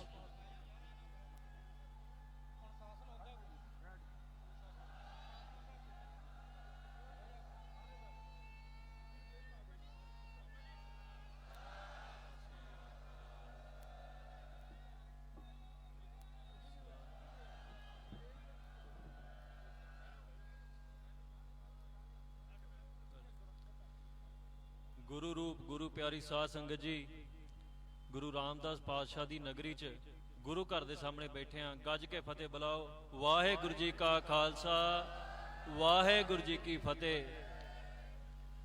ਅੱਜ ਅਸੀਂ ਇੱਥੇ ਜਮਹੂਰੀਅਤ ਭਾਵ ਡੈਮੋਕ੍ਰੇਸੀ ਬਹਾਲ ਕਰਾਉਣ ਲਈ ਇਕੱਠੇ ਹੋਏ ਆਂ। ਡੈਮੋਕ੍ਰੇਸੀ ਦਾ ਅਰਥ ਹੈ ਜਮਹੂਰੀਅਤ ਦਾ ਲੋਕਤੰਤਰ, ਜਿੱਥੇ ਲੋਕਾਂ ਦਾ ਰਾਜ ਹੋਵੇ, ਜਿੱਥੇ ਲੋਕਾਂ ਦੀ ਰਾਏ ਸੁਣੀ ਜਾਵੇ, ਜਿੱਥੇ ਲੋਕਾਂ ਦੀ ਪਛਾਣ, ਲੋਕਾਂ ਦੇ ਧਰਮ, ਲੋਕਾਂ ਦੀ ਨਸਲ ਇਹਦੀ ਰਾਖੀ ਕੀਤੀ ਜਾਵੇ, ਲੋਕਾਂ ਦੇ ਸੱਭਿਆਚਾਰ ਦੀ ਰਾਖੀ ਕੀਤੀ ਜਾਵੇ। ਪਰ ਹਿੰਦੁਸਤਾਨ ਜਿਹੜਾ ਦੁਨੀਆ ਵਿੱਚ, ਸੰਸਾਰ ਦੇ ਵਿੱਚ ਸਭ ਤੋਂ ਵੱਡੀ ਡੈਮੋਕ੍ਰੇਸੀ ਹੋਣ ਦਾ ਢੰਡੋਰਾ ਪਿੱਟਦਾ, ਉਸ ਨੇ ਸਿੱਖਾਂ ਦੀ ਜਮਹੂਰੀਅਤ ਜਿਹੜੀ ਹੈ ਉਹਦੇ ਤੇ ਪਾਬੰਦੀ ਲਾਈ। ਇੱਥੇ ਹਰ ਸਾਲ ਹਰ 5 ਸਾਲ ਬਾਅਦ ਇਲੈਕਸ਼ਨ ਹੁੰਦੀ ਹੈ, MP ਦੀ ਵੀ ਹੁੰਦੀ ਹੈ, ਸਰਪੰਚੀ ਦੀ ਵੀ ਹੁੰਦੀ ਹੈ। ਕਦੀ ਕਿਸੇ ਕਾਰਨਾਂ ਕਰਕੇ ਕੋਈ ਇਲੈਕਸ਼ਨ ਅੱਗੇ ਪਈ ਹੋਵੇਗੀ, ਪਰ ਸ਼੍ਰੋਮਣੀ ਕਮੇਟੀ ਜਿਹੜੀ ਸਿੱਖਾਂ ਦੀ ਇੱਕੋ ਇੱਕ ਸੰਸਥਾ ਹੈ, ਜਿਹਦੇ 'ਚ ਅਸੀਂ ਗੁਰੂ ਘਰਾਂ ਦੇ ਪ੍ਰਬੰਧ ਵੇਖਣੇ ਨੇ, ਅਸੀਂ ਵੇਖਣਾ ਵੀ ਸਾਡਾ ਧਰਮ ਪ੍ਰਚਾਰ ਕਿਵੇਂ ਚੱਲਦਾ ਹੈ, ਉਸ ਦੀ ਜਿਹੜੀ ਇਲੈਕਸ਼ਨ ਹੈ 11 ਸਾਲ ਤੋਂ ਮੁਲਤਵੀ ਪਈ ਹੈ। ਤੇ ਸੁਪਰੀਮ ਕੋਰਟ, ਹਾਈ ਕੋਰਟ ਕੋਈ ਇਹ ਤੇ ਦੱਸਣ ਨੂੰ ਤਿਆਰ ਨਹੀਂ ਹਕੂਮਤ ਵੀ ਇਹ ਕਦੋਂ ਕਰਾਈ ਜਾਵੇ। ਸੋ ਪਹਿਲੀ ਤੇ ਗੱਲ ਇਹ ਹੈ ਵੀ ਸਾਡਾ ਹਿੰਦੁਸਤਾਨ ਦੀ ਹਕੂਮਤ ਨੂੰ ਸਵਾਲ ਹੈ ਵੀ ਸੰਸਾਰ ਪੱਧਰ ਤੇ ਜਦੋਂ ਦਾਅਵਾ ਕਰਨਾ ਹੈ ਵੀ ਅਸੀਂ ਡੈਮੋਕ੍ਰੇਸੀ ਹਾਂ, ਤੇ ਸਿੱਖ ਤੁਹਾਡੇ ਜੇ ਨਾਗਰਿਕ ਹਨ, ਜੇ ਤੁਸੀਂ ਸਿੱਖਾਂ ਨੂੰ ਆਪਣੇ ਨਾਗਰਿਕ ਮੰਨਦੇ ਜੋ, ਤੇ ਫਿਰ ਸਿੱਖਾਂ ਦੀ ਡੈਮੋਕ੍ਰੇਸੀ ਕਿੱਥੇ ਜਾਂਦੀ ਹੈ? ਤੇ ਜੇ ਸਿੱਖਾਂ ਨੂੰ ਡੈਮੋਕ੍ਰੈਟਿਕ ਅਧਿਕਾਰ ਨਹੀਂ, ਤੇ ਫਿਰ ਤੁਸੀਂ ਸਿੱਖਾਂ ਨੂੰ ਗੁਲਾਮ ਐਲਾਨ ਦਿਓ ਤੇ ਸਿੱਖ ਆਪੇ ਵੇਖ ਲੈਣ ਵੀ ਉਹਨਾਂ ਆਜ਼ਾਦੀ ਕਿਵੇਂ ਲੈਣੀ ਹੈ। ਦੂਜੀ ਗੱਲ ਜਿਹੜੀ ਮੈਂ ਇੱਥੇ ਕਰਨੀ ਹੈ, ਅੱਜ ਮਤੇ ਪਏ ਨੇ, ਬਹੁਤ ਵਧੀਆ ਗੱਲ ਹੈ ਵੀ ਅਸੀਂ ਮਤੇ ਪਾਏ ਆ, ਸੰਗਤ ਇੱਥੇ ਇਕੱਠੀ ਹੋਈ ਆ। ਇਹ ਜਿਹੜਾ ਪ੍ਰਬੰਧ ਗੁਰੂ ਘਰਾਂ ਦਾ, ਇੱਥੇ ਪਿੱਛੇ 2-3 ਦਿਨ ਪਹਿਲਾਂ ਇੱਕ ਘਟਨਾ ਵਾਪਰੀ ਹੈ, 4 ਦਿਨ ਪਹਿਲਾਂ ਦਰਬਾਰ ਸਾਹਿਬ ਦੀ ਹਦੂਦ ਦੇ ਵਿੱਚ ਤੁਸੀਂ ਡਸਟਬਿਨ ਚੈੱਕ ਕਰ ਲਓ। ਇੱਥੇ ਹਰ ਡਸਟਬਿਨ ਦੇ ਵਿੱਚੋਂ, ਹਰ ਕੂੜੇ ਵਾਲੇ ਜਿਹੜਾ ਹੁੰਦਾ ਵਾ ਡੱਬਾ, ਉਹਦੇ ਵਿੱਚੋਂ ਤੁਹਾਨੂੰ ਤੰਬਾਕੂ ਮਿਲ ਜੂਗਾ। ਜਿਹੜੀ ਨਗਰੀ ਨੂੰ ਅਸੀਂ ਤੰਬਾਕੂ ਮੁਕਤ ਕਰਨਾ ਚਾਹੁੰਦੇ ਹਾਂ, ਜਿਸ ਤੰਬਾਕੂ ਦੇ ਖੇਤ ਚੋਂ ਕਲਗੀਧਰ ਪਾਤਸ਼ਾਹ ਦਾ ਘੋੜਾ ਨਹੀਂ ਲੰਘਿਆ, ਉਸ ਗੁਰੂ ਘਰ ਦੇ ਵਿੱਚ ਇੱਥੇ ਤੰਬਾਕੂ ਆ ਗਿਆ। ਇੱਥੇ ਇਹਨਾਂ ਨੇ ਇਹਨੂੰ ਸਿਰਫ ਘੁੰਮਣ ਫਿਰਨ ਵਾਲਾ ਸਥਾਨ ਬਣਾ ਕੇ ਰੱਖ ਦਿੱਤਾ, ਕੋਈ ਗੁਰੂ ਘਰ ਨਹੀਂ ਰਹਿਣ ਦਿੱਤਾ। ਅੱਜ ਇੱਥੇ ਚਲੇ ਜਾਓ, ਮੱਥਾ ਟੇਕਣ ਵਾਲੇ ਘੱਟ ਆ, ਸੈਲਫੀਆਂ ਖਿੱਚਣ ਵਾਲੇ, ਫੋਟੋਆਂ ਖਿੱਚਣ ਵਾਲੇ ਜ਼ਿਆਦਾ ਤੁਹਾਨੂੰ ਮਿਲ ਜਾਣਗੇ। ਸੋ ਇਹ ਕਿਉਂ ਹੋਇਆ? ਕਿਉਂਕਿ ਇੱਕ ਮਸੰਦਾਂ ਦੀ ਧਿਰ ਜਿਹੜੀ ਹੈ ਉਹ ਗੁਰੂ ਘਰਾਂ ਦੇ ਕਾਬਜ ਹੋ ਗਈ ਹੈ, ਤੇ ਉਹਨਾਂ ਦੀ ਜਿਹੜੀ ਰਾਏ ਆ, ਜਿਵੇਂ ਮਾਨ ਸਾਹਿਬ ਨੇ ਕਿਹਾ ਸੀ ਵੀ ਕੁੱਤੀ ਚੋਰ ਨਾਲ ਰਲ ਗਈ ਹੈ, ਇਹ ਉਹਨਾਂ ਚੋਰਾਂ ਨਾਲ ਰਲ ਗਏ ਨੇ ਜਿਨ੍ਹਾਂ ਨੇ ਰਾਖੀ ਕਰਨੀ ਸੀ, ਉਹਨਾਂ ਚੋਰਾਂ ਨਾਲ ਰਲ ਕੇ ਤੇ ਇੱਥੇ ਗੁਰੂ ਘਰਾਂ ਦਾ ਪ੍ਰਬੰਧ ਇਹਨਾਂ ਨੇ ਦਿੱਲੀ ਦੇ ਹੱਥ 'ਚ ਫੜਾ ਦਿੱਤਾ। ਹੁਣ ਅੱਗੇ ਆਪਾਂ ਜਾਣਾ ਹੈ, ਜਦੋਂ ਗੱਲ ਕਰਨੀ ਹੈ, ਨੌਜਵਾਨਾਂ ਨੂੰ ਮੈਂ ਅਪੀਲ ਕਰਨੀ ਹੈ ਵੀ ਅੱਜ ਆਪਾਂ ਇੱਥੇ ਆਏ ਆ, ਇਹ ਹੈਗਾ ਡੈਮੋਕ੍ਰੈਟਿਕ ਤਰੀਕਾ, ਲੋਕਤੰਤਰ ਦੇ ਵਿੱਚ ਰਹਿ ਕੇ ਅਸੀਂ ਆਵਾਜ਼ ਉਠਾ ਰਹੇ ਹਾਂ ਵੀ ਸਾਡਾ ਲੋਕਤੰਤਰ ਰੱਖ ਕੇ ਜਿਹੜਾ ਬਹਾਲ ਕੀਤਾ ਜਾਵੇ। ਪਰ ਜੇ ਹਕੂਮਤ ਸਾਡੀ ਨਹੀਂ ਸੁਣਦੀ ਤੇ ਕਰਨਾ ਕੀ ਹੈ? ਸਵਾਲ ਇਹ ਹੈ ਵੀ ਜੇ ਹਕੂਮਤ ਲੋਕਤੰਤਰੀ ਤਰੀਕੇ ਨਾਲ ਸਾਡੇ ਹੱਕ ਨਹੀਂ ਦਿੰਦੀ ਤੇ ਅਸੀਂ ਅੱਗੇ ਕੀ ਕਰਨਾ? ਅਸੀਂ ਇੱਕ ਮੁਹਿੰਮ ਚਲਾਈ ਹੈ 25 ਤਰੀਕ ਨੂੰ ਅਨੰਦਪੁਰ ਸਾਹਿਬ, ਤਖਤ ਸ੍ਰੀ ਕੇਸਗੜ੍ਹ ਸਾਹਿਬ ਵਿਖੇ ਅਸੀਂ ਤਿਆਰ ਹੋਣਾ ਤੇ ਗੁਰੂ ਦੇ ਚਰਨਾਂ 'ਚ ਸੀਸ ਭੇਟ ਕਰਨਾ। ਬਹੁਤ ਬੰਦਿਆਂ ਨੇ ਤੇ ਪ੍ਰੋਪਗੈਂਡਾ ਕੀਤਾ ਵੀ ਤੁਸੀਂ ਨੌਜਵਾਨਾਂ ਨੂੰ ਮਰਾਉਣਾ ਚਾਹੁੰਦੇ ਜੋ, ਤੁਸੀਂ ਕਹਿੰਦੇ ਜੋ ਵੀ ਸਿਰ ਦੇ ਦਿਓ ਆਪਣੇ। ਇਹ ਗੱਲ ਮੈਂ ਨਹੀਂ ਕਹਿੰਦਾ, ਗੁਰੂ ਸਾਹਿਬ ਕਹਿੰਦੇ ਨੇ, ਪਹਿਲਾਂ ਮਰਨ ਕਬੂਲ ਜੀਵਨ ਕੀ ਛੜਿਆਸ, ਇਹੋ ਸਭਨਾ ਕੀ ਰੇਣੁਕਾ ਤੋ ਆਓ ਹਮਾਰੇ ਪਾਸ। ਇਹ ਕਿਹਨੇ ਕਿਹਾ?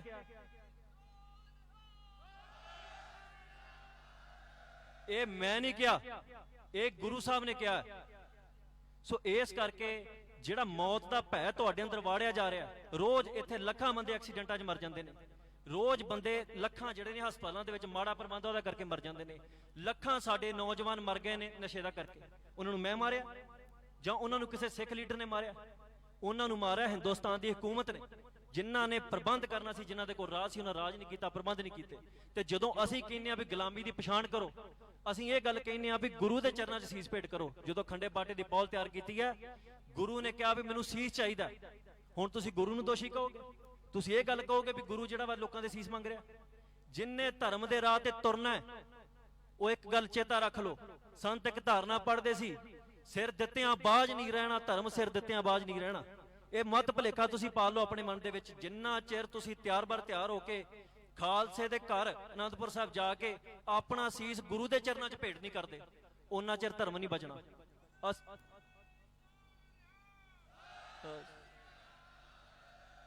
ਅਸੀਂ ਬੇਸ਼ੱਕ ਗੱਲਾਂ ਕਰੀ ਜਾਈਏ, ਨੌਜਵਾਨ ਕਹਿੰਦੇ ਨੇ ਵੀ ਅਸੀਂ ਸਿਰ ਦੇ ਦਿਆਂਗੇ ਪੰਜਾਬ ਲਈ, ਜਿੱਥੇ ਆਵਾਜ਼ ਮਾਰੋ। ਸਿਰ ਦੇਣਾ ਤੇ ਬੜੀ ਵੱਡੀ ਗੱਲ ਹੈ। ਆਓ ਪਹਿਲਾਂ 25 ਤਰੀਕ ਨੂੰ ਚਲੋ, ਤਖਤ ਸ੍ਰੀ ਕੇਸਗੜ੍ਹ ਸਾਹਿਬ ਚੱਲੀਏ, ਉੱਥੇ ਜਾ ਕੇ ਪਹਿਲਾਂ ਗੁਰੂ ਦੇ ਚਰਨਾਂ 'ਚ ਸੀਸ ਦਈਏ, ਫਿਰ ਤਿਆਰ-ਬਰ ਤਿਆਰ ਹੋਈਏ ਤੇ ਫਿਰ ਖਾਲਸੇ ਤੋਂ ਗੁਰੂ ਸੇਵਾ ਲਊਗਾ ਵੀ ਕਿੱਥੇ ਲੈਣੀ ਹੈ।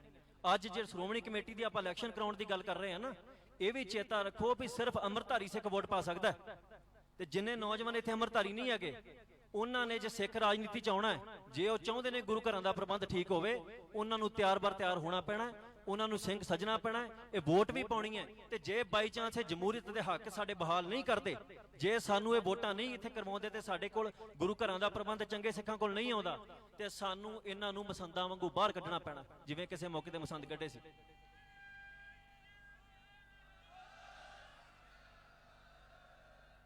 ਸੋ ਡੈਮੋਕ੍ਰੇਸੀ ਜਿਹੜੀ ਹੈ ਦੂਜੀਆਂ ਕੌਮਾਂ ਵਾਸਤੇ ਪੂਰਨ ਡੈਮੋਕ੍ਰੇਸੀ ਹੈ, ਸਾਡੇ ਵਾਸਤੇ ਇਹ ਨਾਂ ਦੀ ਡੈਮੋਕ੍ਰੇਸੀ ਹੈ, ਜਿੱਥੇ ਨਾ ਸਾਡੇ ਕੋਲ ਪੁੱਛਦਾ ਹੈ ਵੀ ਸਿੱਖਾਂ ਦੀ ਪਛਾਣ ਕੀ ਹੈ।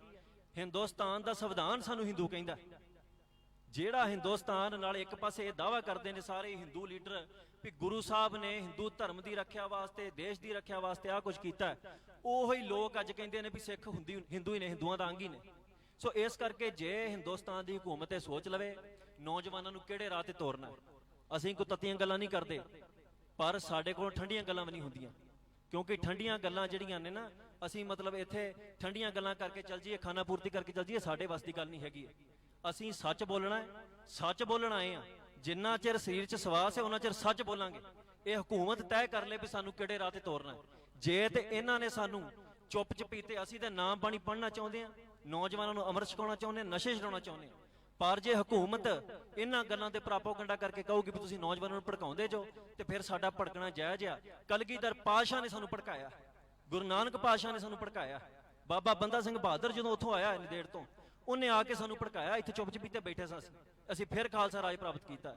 ਸੋ ਭੜਕਣਾ ਜਿਹੜਾ ਹੈ, ਭੜਕ ਜਾਣਾ ਕਿਸੇ ਗੱਲ ਦੇ ਉੱਤੇ, ਇਹ ਵੀ ਮਰਦਾਂ ਦੀ ਨਿਸ਼ਾਨੀ ਹੈ, ਮੁਰਦਿਆਂ ਦੀ ਨਿਸ਼ਾਨੀ। ਮੁਰਦੇ ਨਹੀਂ ਭੜਕਦੇ, ਮੁਰਦਾ ਕੋਈ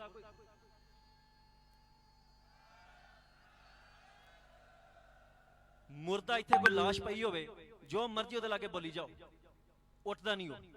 ਜੇ ਮੁਰਦੇ ਬਣ ਕੇ ਜੀਣਾ ਫਿਰ ਕੋਈ ਗੱਲ ਨਹੀਂ, ਫਿਰ ਤੁਸੀਂ ਆਜ਼ਾਦ ਹੀ ਜੋ, ਫਿਰ ਕੋਈ ਗੁਲਾਮੀ ਕਿਸੇ ਨੇ ਪੈਰ 'ਚ ਤੁਹਾਡੇ ਸੰਗਲ ਨਹੀਂ ਮਾਰਨਾ। ਪਰ ਗੁਲਾਮੀ ਦੀ ਜੇ ਪਛਾਣ ਕਰਨੀ ਤੇ ਇਸ ਗੱਲ ਤੋਂ ਕਰ ਲਓ ਵੀ ਕਿਹੜਾ ਹਿੰਦੂਆਂ ਦਾ ਮੰਦਿਰ ਹੈ ਜਿਹਦੇ ਪ੍ਰਬੰਧਾਂ ਨੂੰ ਡੀਸੀ ਆਣ ਕੇ ਬੈਠ ਕੇ ਤੇ ਵਿੱਚ ਵੇਖਦਾ, ਕਿਹੜਾ ਹਿੰਦੂਆਂ ਦਾ ਮੰਦਿਰ ਹੈ ਜਿਹਦੇ ਪ੍ਰਬੰਧਾਂ ਦੇ ਵਿੱਚ ਡੀਸੀ ਮੀਟਿੰਗ ਦੇ ਵਿੱਚ ਅਗਵਾਈ ਕਰਦਾ। ਸਾਡੇ ਇੱਥੇ ਜੇ ਮੀਟਿੰਗ ਹੋਣੀ ਹੈ ਸ਼੍ਰੋਮਣੀ ਕਮੇਟੀ ਦੀ, ਡੀਸੀ ਦੀ ਅਗਵਾਈ 'ਚ ਹੋਣੀ ਹੈ। ਡੀਸੀ ਕੌਣ ਹੈ? ਉਹਦੇ ਕੋਲ ਧਰਮ ਦਾ ਕੀ ਗਿਆਨ ਹੈ?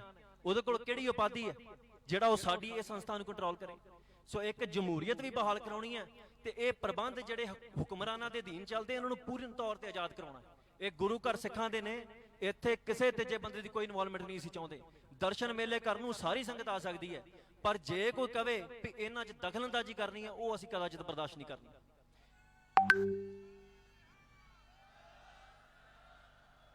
ਆਖਰੀ ਬੇਨਤੀ ਮੈਂ ਕਰਨੀ ਹੈ, ਜਿੰਨੇ ਮਤੇ ਇੱਥੇ ਪਾਏ ਗਏ ਨੇ ਉਹਨਾਂ ਤੇ ਪੂਰਨ ਪਹਿਰਾ ਦੇਣਾ।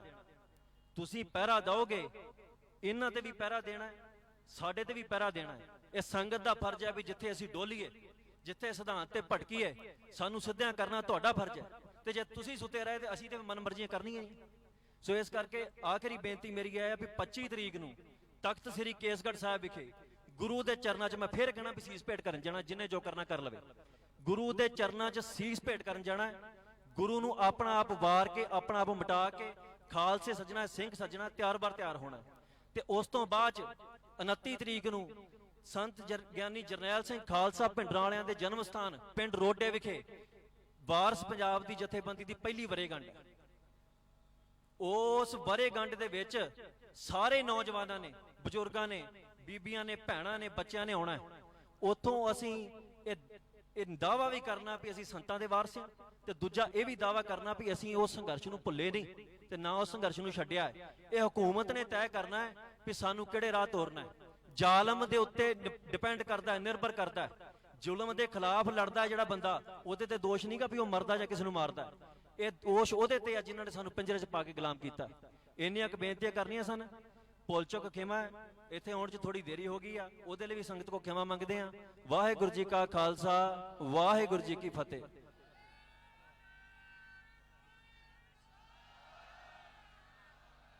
ਬਹੁਤ ਹੀ ਸੋਹਣੇ ਤੇ ਭਾਵਪੂਰਤ ਜਿਹੜੇ ਵਿਚਾਰ ਨੇ ਵੀਰ ਅੰਮ੍ਰਿਤਪਾਲ ਸਿੰਘ ਜੀ ਨੇ ਆਪ ਜੀ ਨਾਲ ਸੰਗਤ ਦੇ ਨਾਲ ਸਾਂਝੇ ਕੀਤੇ ਨੇ। ਸਾਨੂੰ ਜ਼ਰੂਰ ਸਾਰਿਆਂ ਨੂੰ ਮਿਲ ਕੇ, ਕਿਉਂਕਿ ਤੁਸੀਂ ਬਹੁਤ ਲੰਬੇ ਸਮੇਂ ਤੋਂ, ਕਈ ਸਾਲ ਤੋਂ ਸੰਘਰਸ਼ ਕਰ ਰਹੇ ਹੋ, ਇਹਨੂੰ ਬਾਖੂਬੀ ਦਿਲ 'ਚ ਮਾਨਤਾ ਦਿੱਤੀ ਹੈ। ਸੰਦੀਪ ਸਿੰਘ ਸਿੱਧੂ ਨੇ, ਦੀਪ ਸਿੱਧੂ ਅਸੀਂ ਜਿਹਨੂੰ ਕਹਿੰਦੇ ਆ, ਛੋਟੇ ਵੀਰ ਨੂੰ, ਸਿੱਧੂ ਮੂਸੇਵਾਲੇ ਨੇ ਪਿਆਰ ਨਾਲ ਮਾਨ ਸਾਹਿਬ ਨੂੰ ਕਿਹਾ, ਬਾਪੂ ਜੀ ਤੁਸੀਂ ਆਓ, ਮੈਂ ਉਡੀਕਦਾ, ਮੈਂ ਤੁਹਾਡੀਆਂ ਚੋਣਾਂ ਵਿੱਚ ਕੰਪੇਨ ਕਰਨ ਤੁਹਾਡੇ ਨਾਲ ਜਾਊਂਗਾ।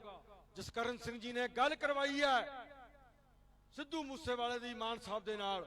ਮਾਨ ਸਾਹਿਬ ਨੇ ਜਦੋਂ ਉਹਦੇ ਸੰਸਕਾਰ ਤੇ ਪਹੁੰਚੇ ਨੇ ਤਾਂ ਕਿਹਾ ਹੈ, ਸਿੱਧੂ ਪੁੱਤਰ ਮੈਂ ਤਾਂ ਆ ਗਿਆ, ਪਰ ਤੂੰ ਤਾਂ ਹੈ ਹੀ ਨਹੀਂ।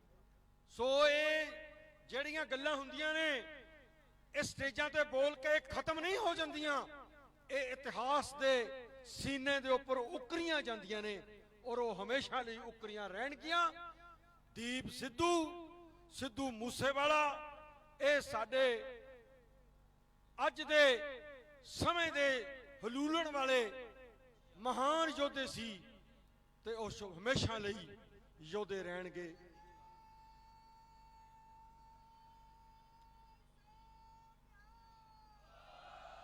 ਮੈਂ ਆਪਣੀ ਮਨ ਦੀ ਇੱਛਾ, ਪਾਰਟੀ ਦੀ ਮਨ ਦੀ ਇੱਛਾ ਮੁਤਾਬਕ ਇੱਕ ਸਾਰਿਆਂ ਦੇ ਲਈ ਜਕਾਰਾ ਛੱਡਾਂਗਾ, ਬੋਲੇ ਸੋਨਿਹਾ। ਹੁਣ ਪ੍ਰਧਾਨ ਸਾਹਿਬ ਤੋਂ ਪਹਿਲਾਂ ਸਿਰਫ ਇੱਕ ਹੀ ਬੁਲਾਰੇ ਸਾਡੇ ਸੀਨੀਅਰ ਰਹਿੰਦੇ ਨੇ, ਸਰਦਾਰ ਜਸਕਰਨ ਸਿੰਘ ਜੀ ਕਾਹਨ ਸਿੰਘ ਵਾਲਾ, ਜਿਹੜੇ ਪਾਰਟੀ ਦੇ ਜਨਰਲ ਸਕੱਤਰ ਵੀ ਨੇ ਤੇ ਕਿਸਾਨ ਵਿੰਗ ਦੇ ਪ੍ਰਧਾਨ ਵੀ ਨੇ। ਇਸ ਪ੍ਰਬੰਧ ਦੇ ਵਿੱਚ ਵੀ ਉਹਨਾਂ ਨੇ ਬਹੁਤ ਵੱਡੀ ਸੇਵਾ ਨਿਭਾਈ ਹੈ, ਹਰ ਤਰੀਕੇ ਦੀ, ਕਈ ਦਿਨ ਤੋਂ ਲੱਗੇ ਹੋਏ ਨੇ। ਉਹਨਾਂ ਨੂੰ ਮੈਂ ਸਟੇਜ ਤੇ ਸੱਦਾ ਦਿੰਦਿਆਂ ਤੇ ਧੰਨਵਾਦ ਕਰਦਾ ਸੁਖਦੇਵ ਸਿੰਘ ਜੀ ਕਾਲਾ ਬਠਿੰਡਾ, ਉਪਜੀਤ ਸਿੰਘ ਜੀ ਬਰਾੜ ਸਰਹੰਦ ਪ੍ਰੋਫੈਸਰ ਸਾਹਿਬ, ਕੁਲਦੀਪ ਸਿੰਘ ਦੁਬਾਲੀ, ਭੁਪਿੰਦਰ ਸਿੰਘ ਖਾਲਸਾ ਮੁਕਤਸਰ ਸਾਹਿਬ, ਬਲਜੀਤ ਸਿੰਘ ਲੰਬੀ ਬਲੋਚਕੇਰਾ, ਗੁਰਸੇਵਕ ਸਿੰਘ ਜੀ ਅਨੰਦਪੁਰੀ, ਇਹਨਾਂ ਸਾਰਿਆਂ ਦਾ ਧੰਨਵਾਦ ਕਰਦਾ ਹੋਇਆ ਪਾਰਟੀ ਦੇ ਸੀਨੀਅਰ ਮੋਸਟ ਲੀਡਰ ਸਰਦਾਰ ਜਸਕਰਨ ਸਿੰਘ ਜੀ ਨੂੰ ਬੇਨਤੀ ਕਰਦਾ ਕਿ ਉਹ ਸੰਗਤਾਂ ਨਾਲ ਆਪ ਜੀ ਦੇ ਆਪਣੇ ਵਿਚਾਰ ਸਾਂਝੇ ਕਰਨ। ਉਸ ਤੋਂ ਬਾਅਦ ਮੈਂਬਰ ਪਾਰਲੀਮੈਂਟ ਪਾਰਟੀ ਦੇ ਕੌਮੀ ਪ੍ਰਧਾਨ ਸਰਦਾਰ ਸਿਮਰਨਜੀਤ ਸਿੰਘ ਜੀ ਮਾਨ ਆਪ ਜੀ ਨਾਲ ਵਿਚਾਰ ਸਾਂਝੇ ਕਰਨਗੇ। ਹੁਣ ਜਸਕਰਨ ਸਿੰਘ ਜੀ ਕਾਹਨ ਸਿੰਘ ਵਾਲਾ।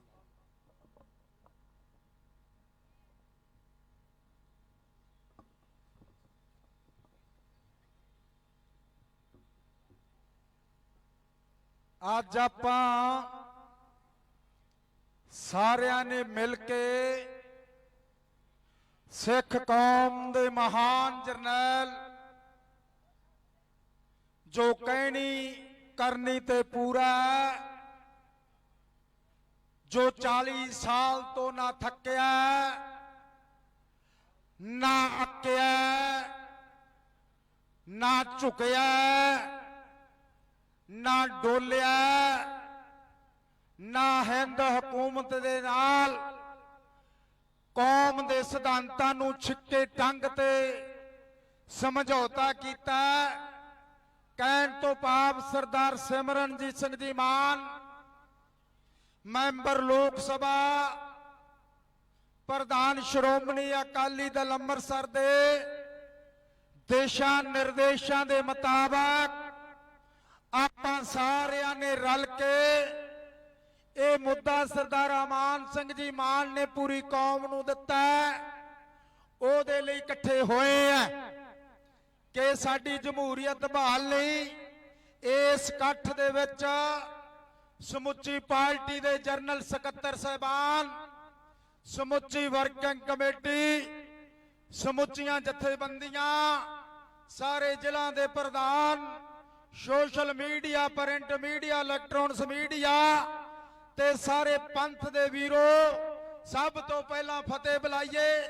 ਵਾਹਿਗੁਰੂ ਜੀ ਕਾ ਖਾਲਸਾ, ਵਾਹਿਗੁਰੂ ਜੀ ਕੀ ਫਤਿਹ। ਇਹ ਇਕੱਠ ਕਿਉਂ ਕੀਤਾ ਗਿਆ?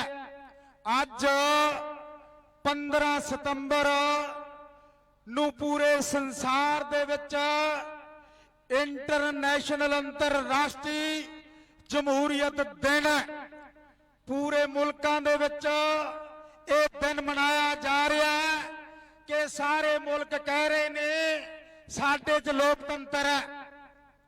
ਉਸੇ ਤਰਜ਼ ਤੇ ਅੱਜ ਇੰਡੀਆ ਵੀ, ਇੰਡੀਅਨ ਸਟੇਟ ਵੀ ਨਰਿੰਦਰ ਮੋਦੀ ਦੀ ਅਗਵਾਈ ਦੇ ਵਿੱਚ ਪੂਰੇ ਸੰਸਾਰ ਦੀਆਂ ਅੱਖਾਂ 'ਚ ਘੱਟਾ ਪਾ ਰਹੀ ਹੈ ਕਿ ਇੱਥੇ ਜਮਹੂਰੀਅਤ ਹੈ।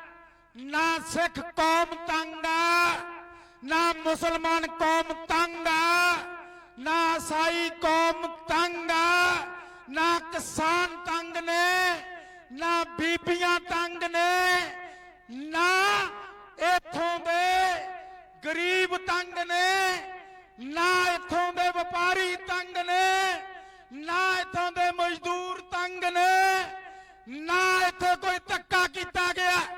ਮੋਦੀ ਕਹਿ ਰਿਹਾ ਜਦੋਂ ਇਹ ਧੱਕੇ ਦੀ ਗੱਲ ਚੱਲੀ ਕੌਮ ਦਾ ਜਰਨੈਲ ਉੱਠਿਆ।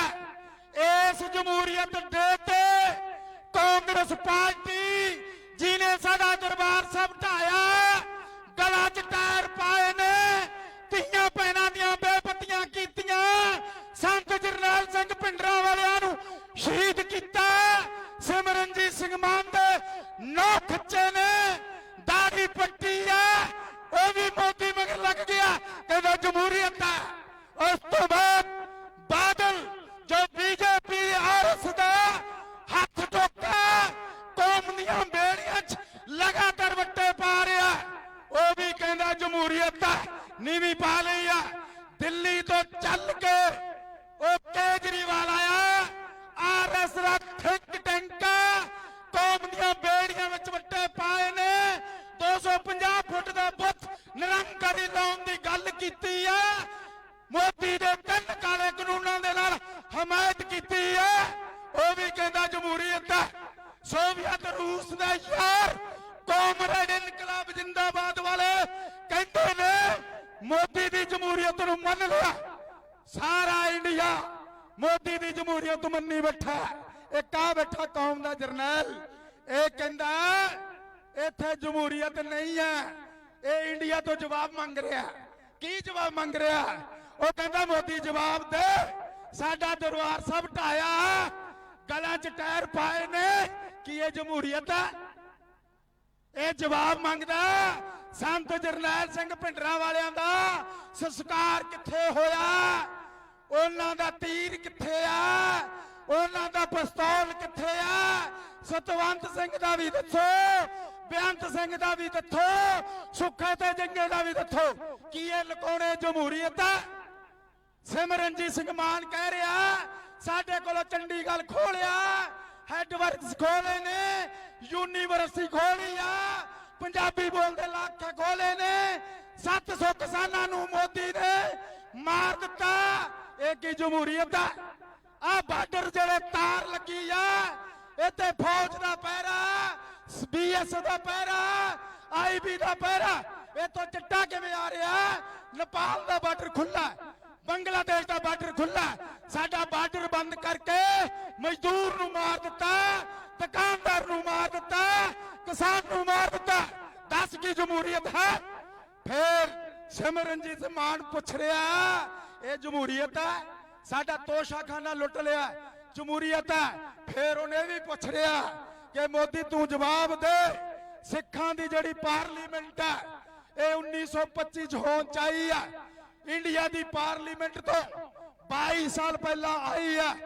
ਦੂਜੇ ਪਾਸੇ ਇੰਡੀਆ ਦੀ ਪਾਰਲੀਮੈਂਟ 1952 47 ਤੋਂ 5 ਨੋਮੀਨੇਟਡ, ਉਹਦੀਆਂ ਚੋਣਾਂ 17 ਵਾਰੀ ਹੋ ਗਈਆਂ। ਸਾਡੀ ਪਾਰਲੀਮੈਂਟ ਦੀ ਜਿਹੜੀ ਚੋਣ ਹੈ ਉਹ 8 ਵਾਰੀ ਹੋਈ ਆ, ਜਦੋਂ ਕਿ 22 ਵਾਰੀ ਹੋਣੀ ਚਾਹੀਦੀ ਆ। ਤੁਹਾਡਾ MLA ਮਰ ਜਾਵੇ, MP ਮਰ ਜਾਵੇ ਜਾਂ ਰਿਜ਼ਾਈਨ ਦੇ ਦੇਵੇ, ਉਹਦੀ ਚੋਣ 6 ਮਹੀਨੇ ਬਾਅਦ ਹੋ ਜਾਂਦੀ ਆ। ਜਿਹੜੇ ਸਾਡੇ SCPC ਦੇ ਮੈਂਬਰ ਨੇ ਜਿਹੜੇ ਰਿਜ਼ਾਈਨ ਦੇ ਗਏ ਨੇ, ਫਿਰ ਦੱਸੇ ਜਮਹੂਰੀਅਤ ਆ? 328 ਸਰੂਪ ਸਾਡੇ ਗਾਇਬ ਹੋ ਗਏ ਨੇ, ਉਹ ਕਿੱਥੇ ਨੇ? ਉਹ ਕੌਣ ਲੈ ਗਿਆ? ਇਹ ਜਮਹੂਰੀਅਤ ਆ? ਤੂੰ ਬਾਦਲ ਨੂੰ ਫੜ ਨਹੀਂ ਰਿਹਾ, ਸਿਰਸੇ ਵਾਲੇ ਸਾਥ ਨੂੰ ਫੜ ਨਹੀਂ ਰਿਹਾ, ਸੈਣੀ ਨੂੰ ਫੜ ਨਹੀਂ ਰਿਹਾ, ਗੁਰੂ ਦੇ ਦੋਸ਼ੀਆਂ ਨੂੰ, ਪ੍ਰਦੀਪ ਬਲੇਟਾ ਨੂੰ ਫੜ ਨਹੀਂ ਰਿਹਾ, ਹਰਸ਼ ਧੂਰੀ ਨੂੰ ਫੜ ਨਹੀਂ ਰਿਹਾ। ਕੀ ਇਹ ਜਮਹੂਰੀਅਤ ਹੈ? ਫਿਰ ਇਹ ਜਮਹੂਰੀਅਤ ਨਹੀਂ ਹੈ। 11 ਸਾਲ ਤੋਂ ਜਿਹੜੀਆਂ ਸਾਡੀਆਂ ਚੋਣਾਂ ਨਹੀਂ ਹੋਈਆਂ, ਇਹ ਜਮਹੂਰੀਅਤ ਦੇ ਲਈ ਅੱਜ ਇਹ ਵੱਡਾ ਇਕੱਠ ਹੈ। ਫਿਰ ਆਪਾਂ ਸੋਚਣਾ ਇੰਡੀਅਨ ਸਟੇਟ ਤੁਹਾਨੂੰ ਇੱਕ ਪਾਲਿਸੀ ਦੇ ਤਹਿਤ ਬਦਨਾਮ ਕਰ ਰਹੀ ਹੈ। ਦੋ ਸੋਚਾਂ ਦੀ ਲੜਾਈ ਹੈ। ਇੱਕ ਪਾਸੇ ਗੁਰੂ ਦੀ ਨਗਰੀ ਗੁਰੂ ਗ੍ਰੰਥ ਸਾਹਿਬ ਦੀ ਸੋਚ ਹੈ, ਇੱਕ ਪਾਸੇ ਦਿੱਲੀ ਦੀ ਸੋਚ ਹੈ। ਇਹ ਦਿੱਲੀ ਦੀ ਸੋਚ ਨੇ, ਇਹ ਤਿਰੰਗੇ ਦੀ ਸੋਚ ਨੇ ਤੁਹਾਡਾ ਦਰਬਾਰ ਸਾਹਿਬ ਢਾਇਆ, ਗਲਾਂ 'ਚ ਟਾਇਰ ਪਾਏ ਨੇ, ਧੀਆਂ ਭੈਣਾਂ ਦੀਆਂ ਬੇਪਤੀਆਂ ਕੀਤੀਆਂ ਨੇ, ਮਾਨ ਸਾਹਿਬ ਦੇ ਨਾਂ ਖੁੱਚੇ ਨੇ, 3 ਕਾਲੇ ਕਾਨੂੰਨ ਕੀਤੇ ਨੇ। ਇਹ ਫਿਰ ਇਕੱਠ ਕਿਉਂ ਕੀਤਾ? ਜਦੋਂ ਸੰਵਿਧਾਨ ਦੀ ਧਾਰਾ 14 ਦੇ ਮੁਤਾਬਕ ਅਸੀਂ ਕਹਿ ਦਈਏ, 19 ਦੇ ਮੁਤਾਬਕ ਕਹਿ ਦਈਏ, ਜਦੋਂ ਸਾਡੀ ਗੱਲ ਨਾ ਸੁਣੀ ਜਾਵੇ ਫਿਰ ਅਸੀਂ ਧਰਨਾ ਦੇ ਮੁਜ਼ਾਹਰਾ ਲਾ ਸਕਦੇ ਹਾਂ। ਇਸ ਐਸਜੀਪੀਸੀ ਨੇ 11 ਸਾਲ ਤੋਂ ਚੋਣਾਂ ਨਹੀਂ ਹੋਈਆਂ। ਐਸਜੀਪੀਸੀ ਦੇ ਕੋਈ ਮੈਂਬਰ ਨਹੀਂ ਬੋਲਿਆ, ਕੋਈ ਪ੍ਰਧਾਨ ਨਹੀਂ ਬੋਲਿਆ। ਐਸਜੀਪੀਸੀ ਨੇ ਇਹ ਮਤਾ ਨਹੀਂ ਪਾਸ ਪਾਇਆ। ਫਿਰ ਬਾਦਲ ਦੀ ਸਰਕਾਰ ਰਹੀ ਹੈ, ਉਹਨੇ ਵੀ ਮਤਾ ਪਾਸ ਨਹੀਂ ਕੀਤਾ। ਕੈਪਟਨ ਦੀ ਸਰਕਾਰ ਰਹੀ ਹੈ, ਉਹਨੇ ਵੀ ਮਤਾ ਪਾਸ ਨਹੀਂ ਕੀਤਾ। ਚੰਨੀ ਸਾਹਿਬ ਦੀ ਸਰਕਾਰ ਰਹੀ ਹੈ, ਉਹਨੇ ਵੀ ਮਤਾ ਪਾਸ ਨਹੀਂ ਕੀਤਾ। ਕੇਜਰੀਵਾਲ ਦੀ ਸਰਕਾਰ ਹੈ, ਉਹਨੇ ਵੀ ਪਤਾ ਨਹੀਂ ਪਾਸ ਕੀਤਾ ਕਿ ਚੋਣਾਂ ਹੋਣੀਆਂ ਚਾਹੀਦੀਆਂ। ਇਹ ਸਾਰੇ ਇੰਡੀਆ ਸਟੇਟ ਨਾਲ ਰਲ ਗਏ ਆ। ਕੀ ਇਹ ਜਮਹੂਰੀਅਤ ਹੈ? ਸਾਡੇ 25 ਸਾਲਾਂ ਤੋਂ ਸਿੰਘ ਜੇਲ੍ਹਾਂ ਦੇ ਵਿੱਚ ਬੰਦ ਹੋਣ ਤੇ ਫਿਰ ਇਹ ਜਮਹੂਰੀਅਤ ਹੈ। ਇਸ ਕਰਕੇ ਅੱਜ ਪੂਰੀ ਦੁਨੀਆ ਨੂੰ ਦੱਸ ਦਿੱਤਾ ਕੌਮ ਦੇ ਜਰਨੈਲ ਨੇ, ਇੰਡੀਆ ਦੇ ਵਿੱਚ ਕੋਈ ਜਮਹੂਰੀਅਤ ਨਹੀਂ। ਮੋਦੀ ਜਮਹੂਰੀਅਤ ਦਾ ਕਾਤਲ ਹੈ, ਲੋਕਤੰਤਰ ਦਾ ਕਾਤਲ ਹੈ, ਜਮਹੂਰੀਅਤ ਦਾ ਕਾਤਲ ਹੈ। ਆ ਯੋਧਾ ਬੈਠਾ ਜਮਹੂਰੀਅਤ ਨੂੰ ਪੈਦਾ ਕਰਨ ਲਈ। ਫਿਰ ਆਪਾਂ ਭਾਈ ਸਾਰੇ ਇਕੱਠੇ ਹੋ ਕੇ ਜਮਹੂਰੀਅਤ ਦੀ ਗੱਲ ਜਿਹੜੀ ਕੀਤੀ ਹੈ, ਜਮਹੂਰੀਅਤ ਬਹਾਲ ਤਾਂ ਹੋਗੀ। ਇਸ ਤੋਂ ਬਾਅਦ ਮੇਰਾ ਭਾਸ਼ਣ ਬੰਦ ਹੈ। ਇਹ ਸਾਰੇ ਸਿੰਘ ਸਟੇਜ ਤੇ ਬੈਠੇ ਆ, ਮਰਜੀਵ ਰੇ ਬੈਠੇ ਆ, ਇਹਨਾਂ ਸਾਰਿਆਂ ਨੇ 42-43 ਸਾਲ ਪਹਿਲਾਂ ਸਿਰ ਦਿੱਤੇ ਹੋਏ ਨੇ। ਇਹ ਸਿਰ ਦਿੱਤੇ ਹੈ ਸਾਰੇ ਪਰਿਵਾਰ ਇੱਥੇ ਸ਼ਹੀਦਾਂ ਦੇ ਉੱਤੇ ਬੈਠੇ ਹੋਏ ਨੇ। ਇਹ ਲਗਾਤਾਰ ਲੜਾਈ ਚੱਲ ਰਹੇ ਨੇ। ਸਿਮਰਨਜੀਤ ਸਿੰਘ ਮਾਨ ਨਾ ਅਸੀਂ ਖਾਲਿਸਤਾਨ ਕਹਿ ਸਕਦੇ ਸੀ, ਨਾ ਬੋਲ ਸਕਦੇ ਸੀ, ਨਾ ਮੰਗ ਸਕਦੇ ਸੀ। ਇਸ ਯੋਧੇ ਨੇ ਨਾ ਧਰਨਾ ਲਵਾਇਆ, ਨਾ ਮੁਜ਼ਾਹਰਾ ਕੀਤਾ, ਨਾ ਕਿਸੇ ਦਾ ਪੁੱਤ ਮਰਵਾਇਆ। ਬਿਨਾਂ ਤੁਹਾਡੇ ਤੋਂ ਖਾਲਿਸਤਾਨ ਕਹਿਣ ਸੁਣਨ ਦਾ ਹੱਕ ਲੈ ਕੇ ਦਿੱਤਾ। ਸੰਤ ਜਰਨੈਲ ਸਿੰਘ ਭਿੰਡਰਾਂ ਵਾਲਿਆਂ ਨੇ ਕਿਹਾ ਸੀ ਜਿਸ ਦਿਨ ਦਰਬਾਰ ਸਾਹਿਬ ਤੇ ਹਮਲਾ ਹੋਵੇਗਾ ਖਾਲਿਸਤਾਨ ਦੀ ਨੀਂਹ ਰੱਖੀ ਜਾਵੇਗੀ। ਸੰਤ ਜਰਨੈਲ ਸਿੰਘ ਭਿੰਡਰਾਂ ਵਾਲਿਆਂ ਦਾ ਜਨਮ ਦਿਨ ਮਨਾ ਕੇ ਯੋਗਾ ਡੇ ਦੇ ਮੁਕਾਬਲੇ ਆਪਾਂ ਗੱਤਕਾ ਡੇ ਮਨਾ ਕੇ ਜਮਹੂਰੀਅਤ ਦੇ ਖਿਲਾਫ ਆਪਣੀ ਜਮਹੂਰੀਅਤ ਦੇ ਕਰਕੇ ਨਵਾਂ ਇਤਿਹਾਸ ਕੀਤਾ। ਸੋ ਇੰਨਾ ਹੀ ਕਹਿੰਦਾ ਹੋਇਆ ਖੇਮਾ ਦਾ ਜਾਤਕਾ ਹੁਣੇ ਸਿੱਖ ਕੌਮ ਦੇ ਮਹਾਨ ਜਰਨੈਲ ਨੇ ਜੇ ਨਾ ਚੋਣਾਂ ਹੋਈਆਂ ਤੇ ਇੱਕ ਬਹੁਤ ਕੌਮ ਨੂੰ ਵੱਡਾ ਪ੍ਰੋਗਰਾਮ ਦੇਣਾ ਤੇ ਉਹ ਪ੍ਰੋਗਰਾਮ ਦੇ ਨਾਲ ਆਪੇ ਕੌਮ ਉੱਠ ਖੜੀ ਗਾਊਗੀ। ਜਿਹੜੇ ਨੌਜਵਾਨ ਆਏ ਯੋਧੇ ਤੇ ਜਰਨੈਲ ਇਹ ਅੱਗੇ ਹੋ ਕੇ ਲੱਗੇ ਕੇ ਚੱਲਣ, ਕੌਮ ਇਹਨਾਂ ਦੇ ਮਗਰ ਖੜੀ ਆ। ਵਾਹਿਗੁਰੂ ਜੀ ਕਾ ਖਾਲਸਾ, ਵਾਹਿਗੁਰੂ ਜੀ ਕੀ ਫਤਿਹ।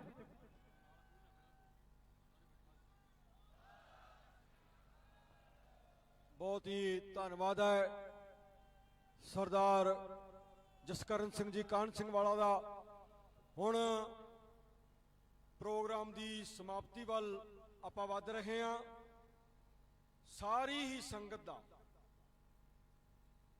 ਕੋਟਾਨ ਕੋਟ ਧੰਨਵਾਦ ਹੈ ਜਿਹੜੀ ਜਥਿਆਂ ਰੂਪ ਦੇ ਵਿੱਚ ਆਪਣੀ ਜੇਬ ਚੋਂ ਖੁਦ ਪੈਸੇ ਖਰਚ ਕੇ ਇਹ ਸੀਆਈਡੀ ਹਕੂਮਤ ਦੇ ਕੰਨਾਂ ਤੱਕ ਪਹੁੰਚਾ ਦੇਵੇ। ਇਹ ਕੌਮ ਮਰੀ ਨਹੀਂ ਹੈ, ਗਰੀਬ ਜ਼ਰੂਰ ਹੋਈ ਹੈ, 5 ਸਦੀਆਂ ਚ ਪਹਿਲਾਂ ਵੀ ਇਸ ਤਰ੍ਹਾਂ ਹੋਇਆ, ਪਰ ਆਪਣੀ ਗੱਲ ਨੂੰ ਮਨਵਾਏ ਬਿਨਾ ਇਹ ਕੌਮ ਨਹੀਂ ਰਹੀ। ਇਹ ਦਿਸਦੀ ਆ ਕੌਮ, ਇਹਨਾਂ ਨੂੰ ਕੋਈ ਪੈਸੇ ਦੇ ਕੇ ਨਹੀਂ ਲਿਆਂਦਾ ਗਿਆ। ਇਹ ਖੁਦ ਆਪਣੇ ਦਸਾਂ ਨੋਆਂ ਦੀ ਕਿਰਤ ਦੇ ਵਿੱਚੋਂ ਦਸਵੰਧ ਰੂਪ ਦੇ ਵਿੱਚ ਪਿਛਲੇ 40 ਸਾਲ ਤੋਂ ਜਿਹੜਾ ਖਰਚਾ ਕਰਕੇ ਆ ਰਹੇ ਨੇ, ਇਹ ਉਹ ਮਹਾਨ ਯੋਧੇ ਨੇ। ਇਹਨਾਂ ਦੇ ਅੱਗੇ ਪਾਰਟੀ ਪ੍ਰਧਾਨ ਸਾਹਿਬ ਤੇ ਸਮੁੱਚੀ ਲੀਡਰਸ਼ਿਪ ਦਾ ਸਿਰ ਝੁਕਦਾ ਹੈ। ਜਿਨ੍ਹਾਂ ਦਾ ਸਟੇਜ ਤੋਂ ਨਾ ਬੋਲਣ 'ਚ ਰਹਿ ਗਿਆ ਹੋਊਗਾ, ਬਹੁਤ ਹੋਣਗੇ ਮੇਰੇ ਭਰਾ, ਮੇਰੀਆਂ ਭੈਣਾਂ, ਮੇਰੇ ਬੱਚੇ ਬੱਚੀਆਂ, ਉਹਨਾਂ ਤੋਂ ਮਾਫੀ ਮੰਗਦੇ ਹਾਂ ਸਮੁੱਚੇ ਰੂਪ 'ਚ। ਧੰਨਵਾਦ ਕਰਦਾ ਮਾਸਟਰ ਕਰਨੈਲ ਸਿੰਘ ਜੀ ਨਾਰੀ ਕੇ, ਪਾਰਟੀ ਦੇ ਜਨਰਲ ਸਕੱਤਰ ਨੇ, ਜਥਾ ਲੈ ਕੇ ਆਏ ਨੇ ਬਹੁਤ ਵੱਡਾ, ਥੋੜਾ ਲੇਟ ਪਹੁੰਚੇ ਨੇ, ਕਾਰਵਾਈ ਅੱਗੇ ਚੱਲ ਗਈ ਸੀ, ਉਹਨਾਂ ਨੂੰ ਬੁਲਾ ਨਹੀਂ ਸਕੇ, ਇਸ ਲਈ ਵੀ ਮਾਫੀ ਮੰਗਦੇ ਹਾਂ। ਰਣਜੀਤ ਸਿੰਘ ਜੀ ਬਾਂਦਰ, ਸੁਲੱਖਣ ਸਿੰਘ ਜੀ ਸ਼ਾਹਕੋਟ, ਬਲਵਿੰਦਰ ਸਿੰਘ ਜੀ ਕਾਲਾ, ਜਿਹੜਾ ਨੇ ਅੰਮ੍ਰਿਤਸਰ ਸ਼ਹਿਰ ਦੇ ਵਿੱਚ ਰਹਿ ਕੇ ਕਾਫੀ ਕੰਮ ਕੀਤਾ ਹੈ, ਸਰਦਾਰ ਹਰਵੀਰ ਸਿੰਘ ਸੰਧੂ, ਪਾਰਟੀ ਦੇ ਬਹੁਤ ਪੁਰਾਣੇ ਲੀਡਰ ਨੇ ਅੰਮ੍ਰਿਤਸਰ ਦੇ, ਇਹ ਸਮੁੱਚੇ ਪ੍ਰੋਗਰਾਮ ਦੇ ਵਿੱਚ ਉਹਨਾਂ ਨੇ ਆਪਣੀ ਯਥਾਯੋਗ ਹਰ ਸੇਵਾ ਕਰਨ ਦਾ ਉਪਰਾਲਾ ਜ਼ਰੂਰ ਕੀਤਾ ਹੈ, ਉਹਨਾਂ ਦਾ ਬਹੁਤ ਬਹੁਤ ਧੰਨਵਾਦ ਹੈ। ਬਲਵੰਤ ਸਿੰਘ ਜੀ, ਕਿਸਾਨ ਸੰਘਰਸ਼ ਕਮੇਟੀ ਪ੍ਰਧਾਨ ਅੰਮ੍ਰਿਤਸਰ, ਉਹਨਾਂ ਦਾ ਵੀ ਧੰਨਵਾਦ ਹੈ।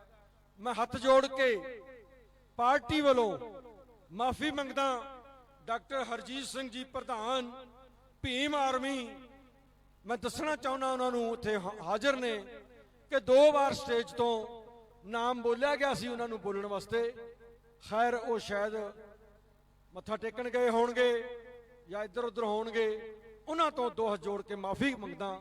ਹੁਣ ਮੈਂ ਆਪਣੇ ਨੌਜਵਾਨ ਭਰਾਵਾਂ ਨੂੰ ਇੱਥੇ ਨਜ਼ਦੀਕ ਰਹਿਣ ਲਈ ਬੇਨਤੀ ਕਰਦਾ ਹੋਇਆ ਉਚੇਚੇ ਤੌਰ ਤੇ, ਜਿੱਥੇ ਸਾਰਿਆਂ ਦਾ ਧੰਨਵਾਦ ਕੀਤਾ ਹੈ,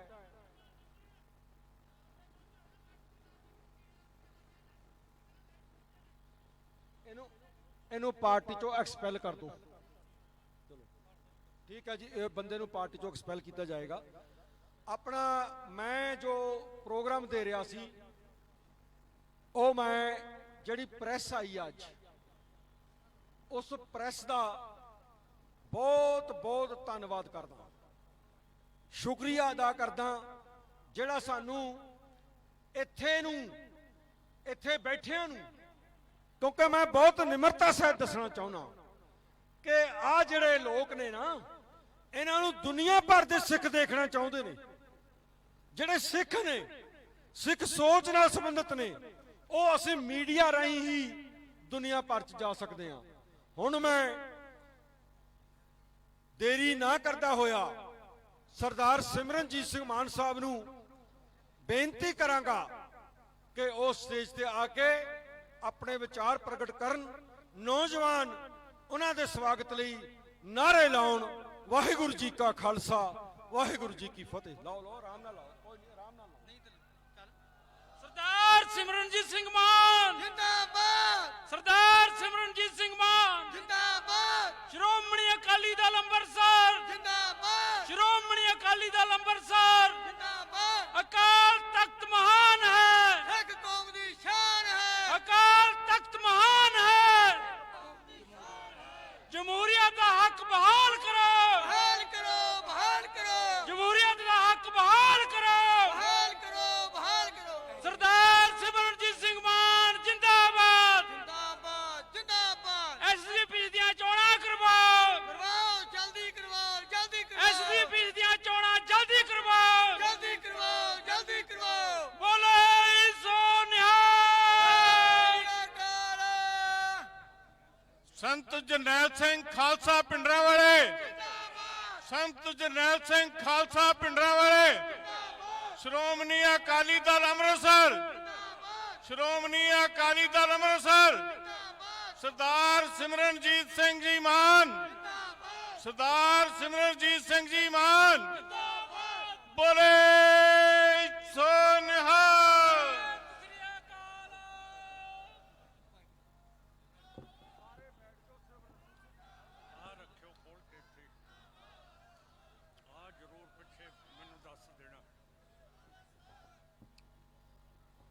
ਸਤਿਕਾਰਯੋਗ ਸਾਧ ਸੰਗਤ ਜੀ, ਨਿਮਰਤਾ ਸਹਿਤ ਆਪ ਨੂੰ ਫਤਿਹ ਅਰਜ਼ ਕਰਦਾ ਹਾਂ।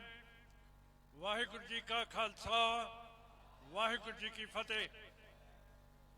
ਆਪ ਜੀ ਨੇ ਪੰਥ ਦੇ ਉੱਤੇ ਬਹੁਤ ਭਾਰੀ ਕਿਰਪਾ ਕੀਤੀ ਹੈ, ਜਿਹੜਾ ਇੰਨੀ ਦੂਰੋਂ ਨੇੜਿਓਂ ਅੱਜ ਅਸੀਂ ਇਸ ਇਜਲਾਸ ਦੇ ਵਿੱਚ ਭਾਗ ਲੈ ਰਹੇ ਹਾਂ। ਇਹ ਇਜਲਾਸ ਸਾਡੀ ਸਿੱਖ ਕੌਮ ਦੇ ਲਈ ਬਹੁਤ ਜ਼ਰੂਰੀ ਸੀ ਤੇ ਫਾਇਦੇਮੰਦ ਹੈ। ਕਿਉਂ ਕਰਕੇ ਪਿਛਲੇ 11 ਸਾਲ ਤੋਂ ਹਿੰਦ ਦੀ ਹਕੂਮਤ, ਸਾਡੀ ਪਾਰਲੀਮੈਂਟ, ਸ਼੍ਰੋਮਣੀ ਗੁਰਦੁਆਰਾ ਕਮੇਟੀ ਇਹਦੇ ਇਲੈਕਸ਼ਨ ਨਹੀਂ ਕਰਾ ਰਹੀ। ਜਿਹੜੇ ਸਾਡੇ ਨਾਲ ਵਾਅਦੇ ਕੀਤੇ ਸੀਗੇ, ਜਿਵੇਂ ਸਰਦਾਰ ਮਾਨ ਸਿੰਘ ਨੇ ਦੱਸਿਆ ਕਿ ਗਾਂਧੀ ਨੇ ਕਿਹਾ ਪੰਜਾ ਸਾਹਿਬ ਦੇ ਵਿੱਚ ਕਿ ਸਿੱਖੋ ਤੁਸੀਂ ਮੋਰਚਾ ਜਿੱਤ ਲਿਆ, ਹੁਣ ਅਸੀਂ ਅੰਗਰੇਜ਼ਾਂ ਨੂੰ ਕੱਢ ਦਈਏ ਤੇ ਰਾਜ ਸਥਾਪਿਤ ਕਰੀਏ। ਹੁਣ ਜਿਹੜੇ ਸਿੱਖਾਂ ਦੇ ਮੋਰਚੇ ਹੈ ਇਹਨਾਂ ਨੂੰ ਸਮਾਪਤ ਕਰੋ ਤੇ ਜਿਹੜਾ ਆਜ਼ਾਦੀ ਦਾ ਮੋਰਚਾ ਗਾਂਧੀ, ਨਹਿਰੂ, ਪਟੇਲ ਨੇ ਲਾਇਆ ਉਹਦੇ ਵਿੱਚ ਸਿੱਖ ਹਿੱਸਾ ਪਾਉਣ। ਪਰ ਸਾਡੇ ਸਰਦਾਰ ਕਰਤਾਰ ਸਿੰਘ ਝੱਬਰ ਨੇ ਕਿਹਾ, ਗਾਂਧੀ ਜੀ ਅੰਗਰੇਜ਼ਾਂ ਨਾਲ ਅਸੀਂ ਲੜ ਰਹੇ ਹਾਂ, ਅੰਗਰੇਜ਼ਾਂ ਨੂੰ ਕੋਈ ਫਰਕ ਨਹੀਂ ਪੈਂਦਾ ਜੇ ਸਾਡੇ ਗੁਰਦੁਆਰਿਆਂ ਦੇ ਉੱਤੇ ਮਹੰਤਾਂ ਦਾ ਕਬਜ਼ਾ ਹੈਗਾ ਜਾਂ ਸਾਡਾ ਕਬਜ਼ਾ ਹੈ। ਪਰ ਜਿਹੜੀ ਗੱਲ ਤੁਸੀਂ ਗਾਂਧੀ ਜੀ ਕਰਦੇ ਹੋ ਕਿ ਪਹਿਲਾਂ ਦੇਸ਼ ਆਜ਼ਾਦ ਕਰਾ ਲਈਏ, ਜੇ ਦੇਸ਼ ਆਜ਼ਾਦ ਹੋ ਗਿਆ, ਬਹੁਤ ਗਿਣਤੀ ਹਿੰਦੂ ਕੌਮ ਦਾ ਰਾਜ ਹੋਣਾ ਤੇ ਗਾਂਧੀ ਜੀ ਜਿਹੜੇ ਮਹੰਤਾਂ ਨੂੰ ਅਸੀਂ ਕੱਢ ਰਹੇ ਹਾਂ ਉਹ ਹਿੰਦੂ ਧਰਮ ਦੇ ਨਾਲ ਰਹਿੰਦੇ ਆ। ਫਿਰ ਹਿੰਦ ਸਰਕਾਰ ਆਪਣੇ ਹਿੰਦੂ ਮਹੰਤਾਂ ਨੂੰ ਕਿਵੇਂ ਗੁਰਦੁਆਰਿਆਂ ਦੇ ਕਬਜ਼ੇ ਛਡਾਊਗਾ? ਸਰਦਾਰ ਕਰਤਾਰ ਸਿੰਘ ਝੱਬੜ ਇੱਕੋ ਇੱਕ ਸਿੱਖ ਸੀ ਜਿਹਦੀ ਦੂਰ ਅੰਦੇਸ਼ੀ ਸੀ। ਉਹਨੂੰ ਪਤਾ ਸੀ ਕਿ ਜੇ ਦੇਸ਼ ਆਜ਼ਾਦ ਹੁੰਦਾ ਬਹੁਤ ਗਿਣਤੀ ਹਿੰਦੂ ਜਾਂ ਮੁਸਲਮਾਨ ਦਾ ਰਾਜ ਹੋਊਗਾ। ਫਿਰ ਨਹਿਰੂ ਨੇ ਸਿੱਖ ਲੀਡਰਸ਼ਿਪ ਨੂੰ ਕਿਹਾ, ਵਾਅਦਾ ਕੀਤਾ ਕਿ ਸਿੱਖੋ ਤੁਸੀਂ ਸਾਡੇ ਨਾਲ ਰਲ ਜਾਓ। ਜਦੋਂ ਅਸੀਂ ਦੇਸ਼ ਆਜ਼ਾਦ ਕਰਾਤਾ ਅੰਗਰੇਜ਼ਾਂ ਤੋਂ, ਤੁਹਾਨੂੰ ਇਹੋ ਜਿਹਾ ਕਿੱਤਾ ਦਵਾਂਗੇ ਜਿੱਥੇ ਤੁਸੀਂ ਆਜ਼ਾਦੀ ਦਾ ਨਿੱਘ ਮਾਣ ਸਕੋਗੇ। ਹੁਣ ਸਾਧ ਸੰਗਤ ਜੀ, ਇੰਨੀ ਗਰਮੀ ਹੈ, ਇੰਨੀ ਭੜਾਸ ਹੈ ਤੇ ਆ ਇਹਨਾਂ ਦੀ ਆਜ਼ਾਦੀ ਹੈ ਜਿਹਦਾ ਸਾਨੂੰ ਨਿੱਘ ਦੁਬਾਰੇ ਹੈ। ਕਦੇ ਵੀ ਕੌਮਾਂ ਕਿਸੇ ਹੋਰ ਕੌਮ ਦੇ ਧੋਖੇ ਦੇ ਵਿੱਚ ਨਹੀਂ ਆਇਆ ਕਰਦੀਆਂ। ਕੌਮਾਂ ਆਪਣੇ ਫੈਸਲੇ ਆਪਣੀ ਪਰੰਪਰਾ ਦੇ ਮੁਤਾਬਕ, ਆਪਣੇ ਇਤਿਹਾਸ ਦੇ ਮੁਤਾਬਕ ਆਪਣੀ ਤਕਦੀਰ ਦੀਆਂ ਕਰਦੀਆਂ। ਪਰ ਸਾਨੂੰ ਪਤਾ ਨਹੀਂ ਕੀ ਹੋ ਗਿਆ, ਸਾਡੇ ਵਿੱਚ ਕਾਹਦੀ ਕਮਜ਼ੋਰੀ ਹੈ ਕਿ ਸਾਡੇ ਲੀਡਰ ਹਮੇਸ਼ਾ ਜਿੱਧਰ ਹਕੂਮਤ ਹੁੰਦੀ ਹੈ ਉਧਰਲੇ ਪਾਸੇ ਆਪਣੀ ਨਿਗਾਹ ਕਰਦੇ ਹੈ। ਹੁਣੇ ਜੇ ਪ੍ਰਾਈਮ ਮਿਨਿਸਟਰ ਮੋਦੀ ਸਾਡੇ ਮੁਹੱਲੀ ਆਏ ਸੀਗੇ, ਤੁਸੀਂ ਦੇਖਿਆ ਕਿੰਨੇ ਸਿੱਖ ਐਮਐਲਏ, ਕਿੰਨੇ ਬਾਦਲ ਦਲੀਏ ਦੇ ਐਮਐਲਏ ਮੋਦੀ ਜੀ ਜਾ ਕੇ ਕੱਛ ਦੇ ਵਿੱਚ ਵੜ ਗਏ। ਕਾਹਦਾ ਨਿੱਘ ਆਉਂਦਾ ਇਹਨਾਂ ਨੂੰ ਉੱਧਰ ਜਾ ਕੇ ਆਪਣੀ ਕੌਮ ਦਾ ਫਤਵਾ ਹਾਸਲ ਕਰਕੇ ਫਿਰ ਦੁਸ਼ਮਣ ਦੀ ਝੋਲੀ ਦੇ ਵਿੱਚ ਪੈ ਜਾਣਾ, ਇਹ ਬੜੀ ਸ਼ਰਮ ਦੀ ਗੱਲ ਹੈ। ਐਤਕੀ 6ਵੇਂ ਮਹੀਨੇ ਜੂਨ ਆਪ ਜੀ ਨੇ ਸਿੱਖ ਕੌਮ ਨੂੰ 26 ਤਰੀਕ ਨੂੰ ਨਵਾਂ ਫਤਵਾ ਦਿੱਤਾ ਸੀ। ਇਸ ਤੋਂ ਪਹਿਲਾਂ ਬਾਦਲ ਨੂੰ 1996 ਦੇ ਵਿੱਚ ਕੌਮ ਨੇ ਫਤਵਾ ਦਿੱਤਾ ਸੀ। ਬਾਦਲ ਤੇ ਸਾਥੀਆਂ ਨੇ ਕੌਮ ਨੂੰ ਬੀਜੇਪੀ ਤੇ ਹਿੰਦੂਤਵਾ ਦੇ ਥੱਲੇ ਲਾਤਾ। ਆ ਸਾਰਾ ਸਮਾਂ ਉਦੋਂ ਦਾ ਲੱਗ ਕੇ ਹੁਣ ਤੱਕ ਅਸੀਂ ਹਿੰਦੂਤਵਾ ਦੇ ਪਰਛਾਵੇਂ ਦੇ ਥੱਲੇ ਬਤੀਤ ਕੀਤਾ, ਜਦਕਿ 10ਵੇਂ ਪਾਤਸ਼ਾਹ ਦਾ ਹੁਕਮ ਹੈ, इन गरीब सिखों को दो पातशाही। पातशाही हुंदी है जो हिंदू दे कोले दिल्ली दे विच है, जो मुसलमान दे कोले पाकिस्तान दे विच है। साडे कोले साडा यतीम खाना भी नहीं है, साडी कोई राजधानी नहीं है, असी बगैर राजधानी तो हैं। पर ਜਿਹੜਾ ਨਵਾਂ ਫਤਵਾ ਸੰਗਰੂਰ ਦੇ ਇਲੈਕਸ਼ਨਾਂ ਦੇ ਵਿੱਚ ਦਿੱਤਾ, ਆਪ ਜੀ ਨੇ ਸ਼੍ਰੋਮਣੀ ਅਕਾਲੀ ਦਲ ਅੰਮ੍ਰਿਤਸਰ ਨੂੰ ਮੈਨੂੰ ਪਾਰਲੀਮੈਂਟ ਦੇ ਵਿੱਚ ਭੇਜਿਆ। ਇਹ ਕੌਮ ਦਾ ਨਵਾਂ ਫਤਵਾ ਹੈ।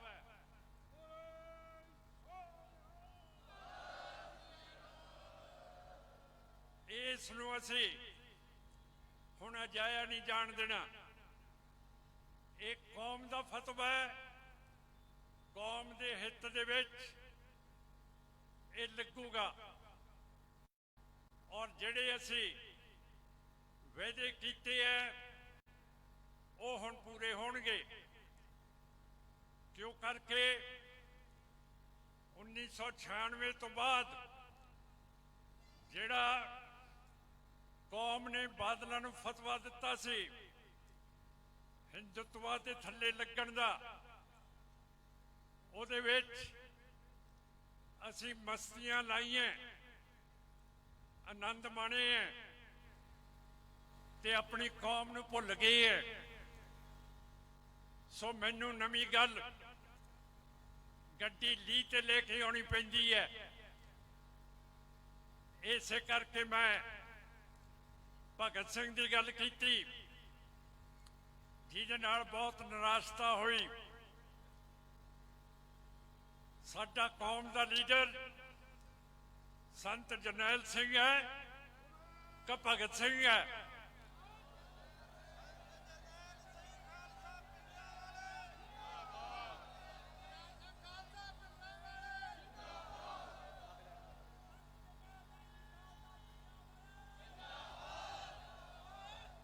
हुण कौम नूं उडीकना चाहिए।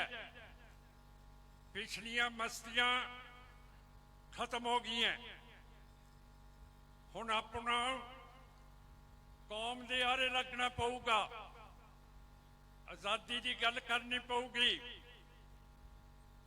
जे हुकूमत सानू साडा चोणां दा, साडी जमहूरीयत दा हक नहीं दे सकती, फिर असी इहदे नाल असी ना प्रसन्न है। इनकलाबी फतवा मिले,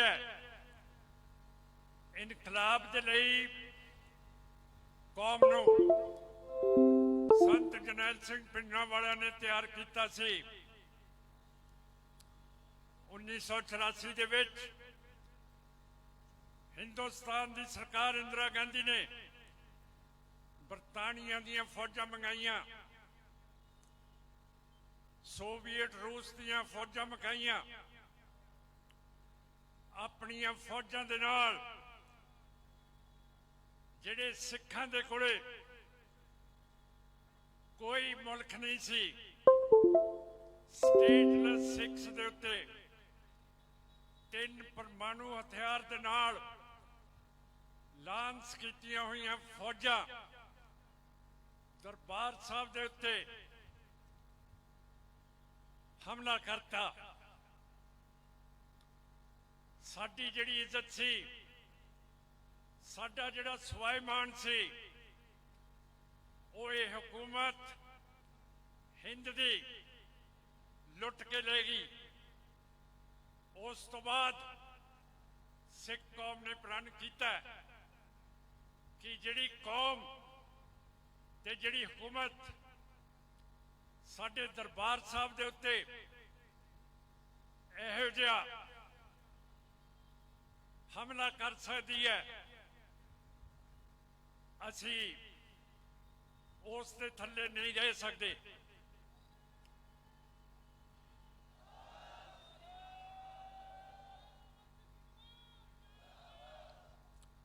ਜੇ ਸਾਡੇ ਨਾਲ ਗੱਲ ਕਰਨੀ ਹੁੰਦੀ ਤਾਂ ਸਾਡੇ ਵਫਦ ਦੇ ਨਾਲ ਗੱਲ ਕਰ ਸਕਦੇ ਸੀ, ਪਰ ਇਹ ਸਮਝਦੇ ਹੈ ਕਿ ਅਸੀਂ ਇਹ ਟੀਮ ਹੈ। ਪਰ ਇੱਕ ਦਲ ਮੈਂ ਹੁਕੂਮਤ ਨੂੰ ਕਹਿਣਾ ਚਾਹੁੰਦਾ ਕਿ ਜੇ ਤੁਸੀਂ ਸਾਡੀ ਗੱਲ ਨੂੰ ਨਹੀਂ ਮੰਨਦੇ, ਬਾਹਰ ਦੇ ਸਾਰੇ ਮੁਲਕ, ਪਾਕਿਸਤਾਨ, यूरोप के मुल्क, कैनेडा, अमरीका के मुल्क, बरतानिया के मुल्क, जापान, आस्ट्रेलिया के मुल्क, न्यूजीलैंड के मुल्क सिखां नूं एक अलहदा कौम मनदे है।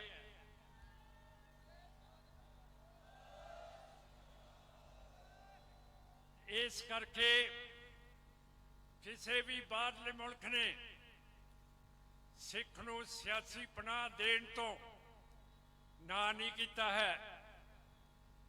असीं मनदे हैं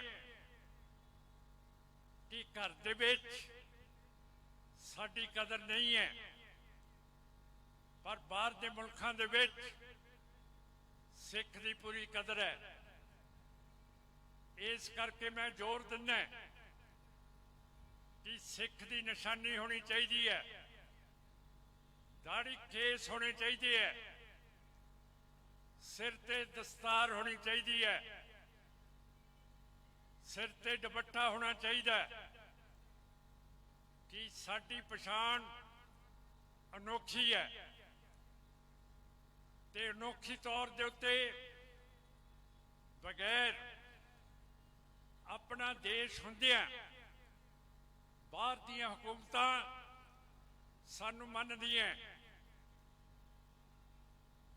हुण तो यूनाइटेड नेशंस असैंबली दी बैठक अमरीका दे शहर न्यूयॉर्क दे विच हो रही है।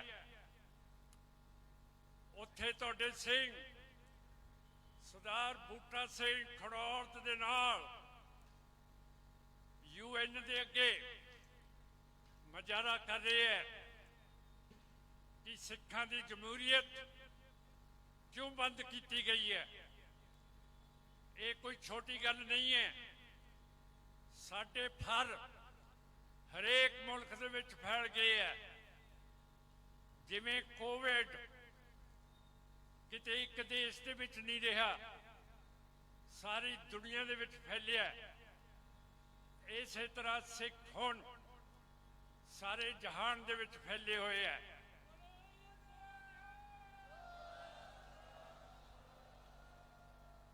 सो सत्कारयोग साध संगत जी, ये पार्टी संत जरनैल सिंह भिंडांवाला की सोच दी है, कुर्बानी दी है। मेरे ते सिंघां दा जोर पै रहा है कि असी कुर्बानी के लिए तैयार हैं। ਕਦੋਂ ਸਾਡੇ ਨਾਂ ਭਰਤੀ ਕਰੋਗੇ? ਕਿਉਂ ਕਰਕੇ ਜੇ ਸਾਡੀ ਜਮਹੂਰੀਅਤ ਰਾਹੀਂ ਗੱਲ ਨਹੀਂ ਹੁਕੂਮਤ ਸੁਣਦੀ ਤਾਂ ਫਿਰ ਅਸੀਂ ਰੋਜ਼ ਤੁਹਾਡੀ ਪਾਰਟੀ ਦੇ ਦਫ਼ਤਰ ਤੋਂ ਇੱਕ ਸ਼ਹੀਦੀ ਜਥਾ ਤੋੜਨਾ ਸ਼ੁਰੂ ਕਰ ਦੇਣਾ ਹੈ।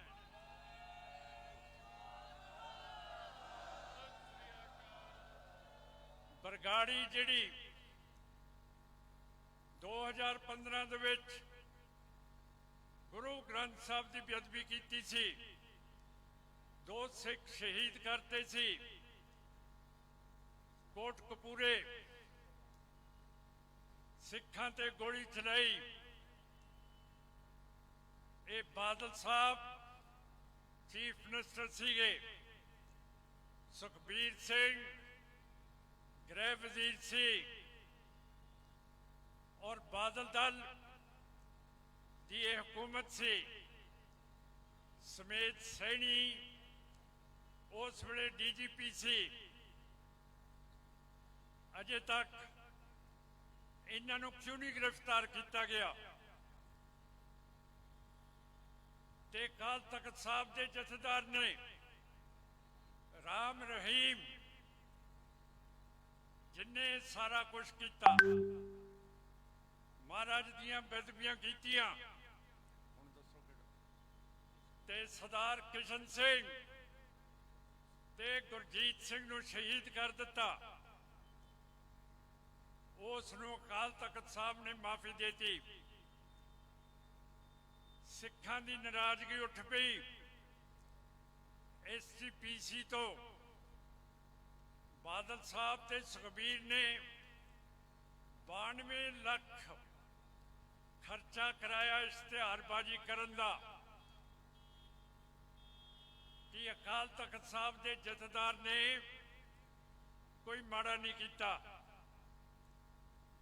ਜਿਹੜੀ ਗੁਰੂ ਦੀ ਗੋਲਕ ਹੈ ਉਹ ਗਰੀਬ ਦਾ ਮੂੰਹ ਹੁੰਦਾ ਹੈ। ਪਰ ਸਾਧ ਸੰਗਤ ਜੀ, ਗਰੀਬ ਦੇ ਮੂੰਹ ਤੋਂ ਕੱਢ ਕੇ ਇਹਨਾਂ ਨੇ ਹੁਣ ਆਪਣੀ ਝੋਲੀ ਭਰੀ ਜਾਂਦੇ ਹੈ। ਸਾਡੇ ਚੜਾਵੇ ਦੀ ਗਲਤ ਵਰਤੋਂ ਕੀਤੀ ਜਾਂਦੀ ਹੈ।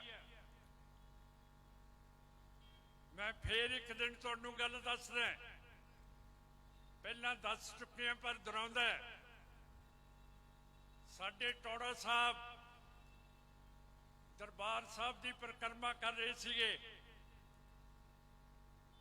ਇੱਕ ਬੀਬੀ ਮਾਈ ਨੇ ਉਹਨਾਂ ਕੋਲੇ ਆ ਕੇ 100 ਰੁਪਈਆ ਪੈਰਾਂ 'ਚ ਰੱਖਤਾ। ਟੋੜਾ ਸਾਹਿਬ ਨੇ ਕਿਹਾ, ਮਾਈ ਇਹ ਗੋਲਕ 'ਚ ਪਾਈ। ਤੇ ਮਾਈ ਕਹਿੰਦੀ, ਟੋੜਾ ਸਾਹਿਬ ਉੱਥੋਂ ਵੀ ਤਾਂ ਤੁਹਾਡੇ ਬੋਝੇ 'ਚ ਜਾਣਾ, ਹੁਣ ਇੱਥੇ ਸਿੱਧੀ ਪਾ ਰਹੀ ਹਾਂ ਮੈਂ।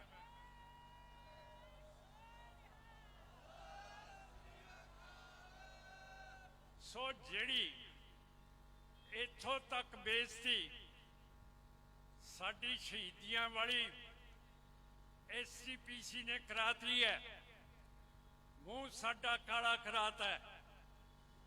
ਫਿਰ ਲੱਛਣ ਕਰਦੇ ਐ, ਕਾਲੇ ਕੱਪੜੇ ਪਾ ਲੈਂਦੇ ਐ ਕਿ ਜਿਹੜੇ ਕੈਦੀ ਐ, ਬੰਦੀ ਐ, ਉਹਨਾਂ ਨੂੰ ਰਿਹਾ ਕਰੋ। ਇਹ BJP ਦੇ SGPC ਦੇ ਮੈਂਬਰ ਤੇ ਪ੍ਰਧਾਨ ਸਾਹਿਬ, ਮੈਂ ਇਹਨਾਂ ਨੂੰ ਦੱਸਦਾ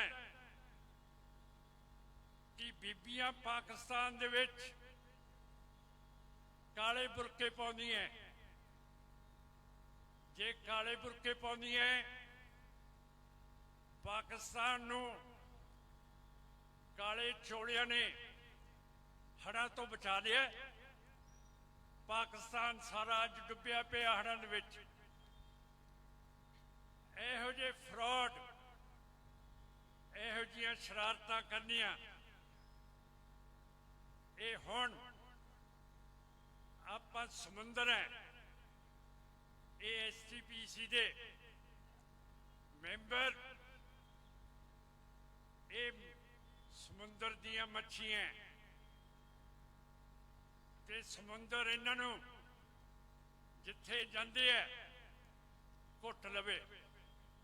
ਭੋਗ ਤੇ ਜਾਂਦੇ ਆ, ਬਰਸੀ ਤੇ ਜਾਂਦੇ ਆ, ਵਿਆਹ ਤੇ ਜਾਂਦੇ ਆ, ਇਹਨਾਂ ਨੂੰ ਘੇਰ ਲੋ। ਕੀ ਦੱਸੋ? ਦਰਸ਼ਨੀ ਡਿਊਟੀ ਜਿਹੜੀ ਮਹਾਰਾਜ ਰਣਜੀਤ ਸਿੰਘ ਦੇ ਪੋਤੇ ਨਿਹਾਲ ਸਿੰਘ ਕੰਵਰ ਸਾਹਿਬ ਨੇ ਦਰਬਾਰ ਸਾਹਿਬ ਤਰਨਤਾਰਨ ਸਾਹਿਬ ਦੇ ਅੱਗੇ ਬਣਾਈ ਸੀ, ਉਸ ਨੂੰ ਐਸਜੀਪੀਸੀ ਨੇ ਆਰਡਰ ਦੇ ਕੇ ਬਾਬਾ ਜਗਤਾਰ ਸਿੰਘ ਸੇਵਾ ਵਾਲਿਆਂ ਨੂੰ ਪੁਰਾਣੀ ਡਿਊਟੀ ਧਾਉਣੀ ਸ਼ੁਰੂ ਕਰਤੀ। ਕੁਦਰਤੀ ਸਾਡੀ ਪਾਰਟੀ ਉੱਥੇ ਪਹੁੰਚ ਗਈ, ਪੁਰਾਣੀ ਇਮਾਰਤ ਬਚ ਗਈ। ਪਰ ਸਾਧ ਸੰਗਤ ਜੀ, ਸਾਰੇ ਪਾਸੇ ਅਸੀਂ ਨਹੀਂ ਹੋ ਸਕਦੇ। ਜਿਹੜਾ ਸਾਥ ਤੁਸੀਂ ਅੱਜ ਦਿੱਤਾ, ਮੈਨੂੰ ਵਿਸ਼ਵਾਸ ਹੈ ਕਿ ਹੁਣ ਤੁਹਾਡੇ ਸਹਾਰੇ ਦੇ ਨਾਲ ਅਸੀਂ ਅੱਗੇ ਹੋ ਕੇ ਪੰਥ ਦੀ ਲੜਾਈ ਲੜ ਸਕਦੇ ਹਾਂ।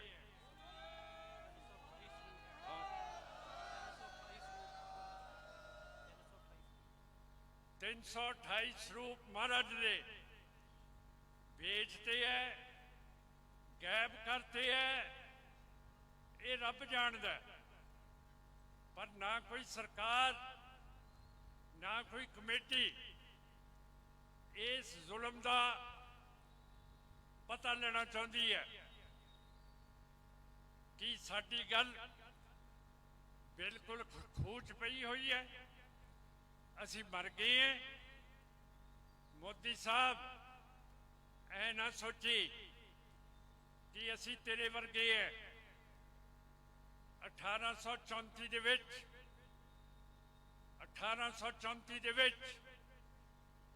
ਅੱਜ ਤੋਂ 150 ਸਾਲ ਪਹਿਲਾਂ ਮਹਾਰਾਜਾ ਰਣਜੀਤ ਸਿੰਘ ਸਿੱਖ ਰਾਜ ਨੇ ਲਦਾਖ ਫਤਿਹ ਕੀਤਾ ਸੀ ਤੇ ਆਪਣੇ ਸਿੱਖ ਰਾਜ ਦੇ ਵਿੱਚ ਸ਼ਾਮਲ ਕੀਤਾ ਸੀ। ਪਰ ਮੋਦੀ ਸਾਹਿਬ ਨੇ 2020 ਦੇ ਵਿੱਚ ਕੋਈ 1000 ਸਕੁਆਇਰ ਕਿਲੋਮੀਟਰ ਚੀਨ ਦੀ ਫੌਜ ਨੂੰ ਲੁਟਾਤੇ ਹੈ। ਸਾਡੇ ਹਿਰਦੇ ਨੂੰ ਪੀੜ ਆਉਂਦੀ ਹੈ ਜਦੋਂ ਹਿੰਦੁਤਵਾ ਸਾਡੀ ਧਰਤੀ ਨੂੰ ਕਿਤੇ ਹੋਰ ਕਬਜ਼ਾ ਕਰਾ ਦਿੰਦਾ। ਸਿੱਖਾਂ ਦੀ ਫੌਜ ਦੇ ਵਿੱਚ ਭਰਤੀ ਮੁਕਾਉਣ ਦੀ ਕੋਸ਼ਿਸ਼ ਕਰ ਰਹੀ ਹੈ। ਕਹਿੰਦੇ 4 ਸਾਲ ਨੌਕਰੀ ਦਿੱਤੀ ਜਾਊਗੀ।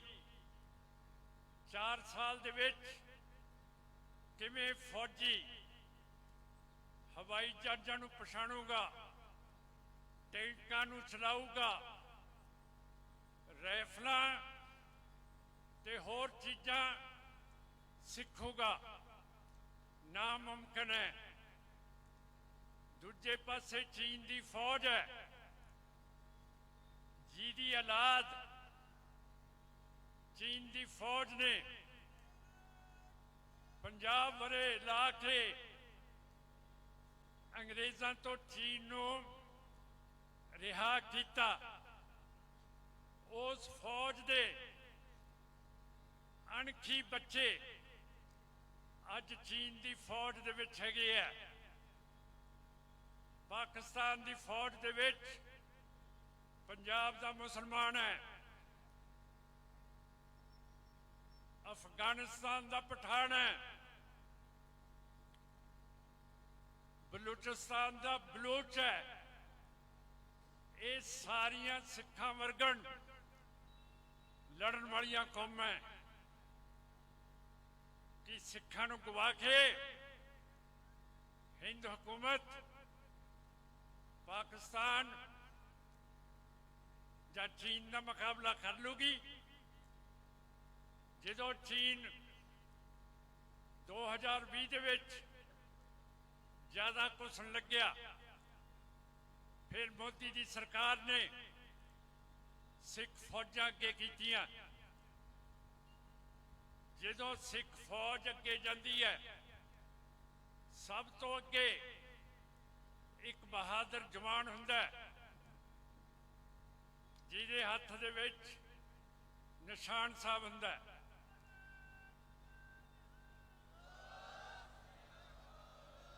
ਉਸ ਦੇ ਪਿੱਛੇ ਇੱਕ ਹੋਰ ਜਵਾਨ ਹੁੰਦਾ ਹੈ, ਜਿਹਦੇ ਸਿਰ ਦੇ ਉੱਤੇ ਗੁਰੂ ਗ੍ਰੰਥ ਸਾਹਿਬ ਵਿਰਾਜਮਾਨ ਹੋਇਆ ਕਰਦੇ ਹੈ। ਉਸ ਦੇ ਪਿੱਛੇ ਬੈਂਡ ਦੇ ਨਾਲ ਸਿੱਖ ਫੌਜ ਅੱਗੇ ਵੱਧਦੀ ਹੈ। ਜਦੋਂ ਚੀਨੀਆਂ ਨੇ ਦੇਖ ਲਿਆ 2020 ਦੇ ਵਿੱਚ ਕਿ ਸਿੱਖ ਫੌਜਾਂ ਆ ਗਈਆਂ, ਉਹਨਾਂ ਨੇ ਆਪਣੀ ਲੜਾਈ ਬੰਦ ਕਰਤੀ। ਪਰ 1000 ਤੋਂ ਜ਼ਿਆਦਾ ਸਿੱਖ ਫੌਜਾਂ ਆਉਣ ਤੋਂ ਪਹਿਲਾਂ ਸਾਡੇ ਲਦਾਖ ਦਾ ਕਬਜ਼ਾ ਕਰ ਲਿਆ। ਜਿਹੜਾ ਸਾਨੂੰ ਲੱਗਦਾ ਹੈ ਕਿਉਂ ਕਰਕੇ ਲਦਾਖ ਸਾਡਾ ਹੈ।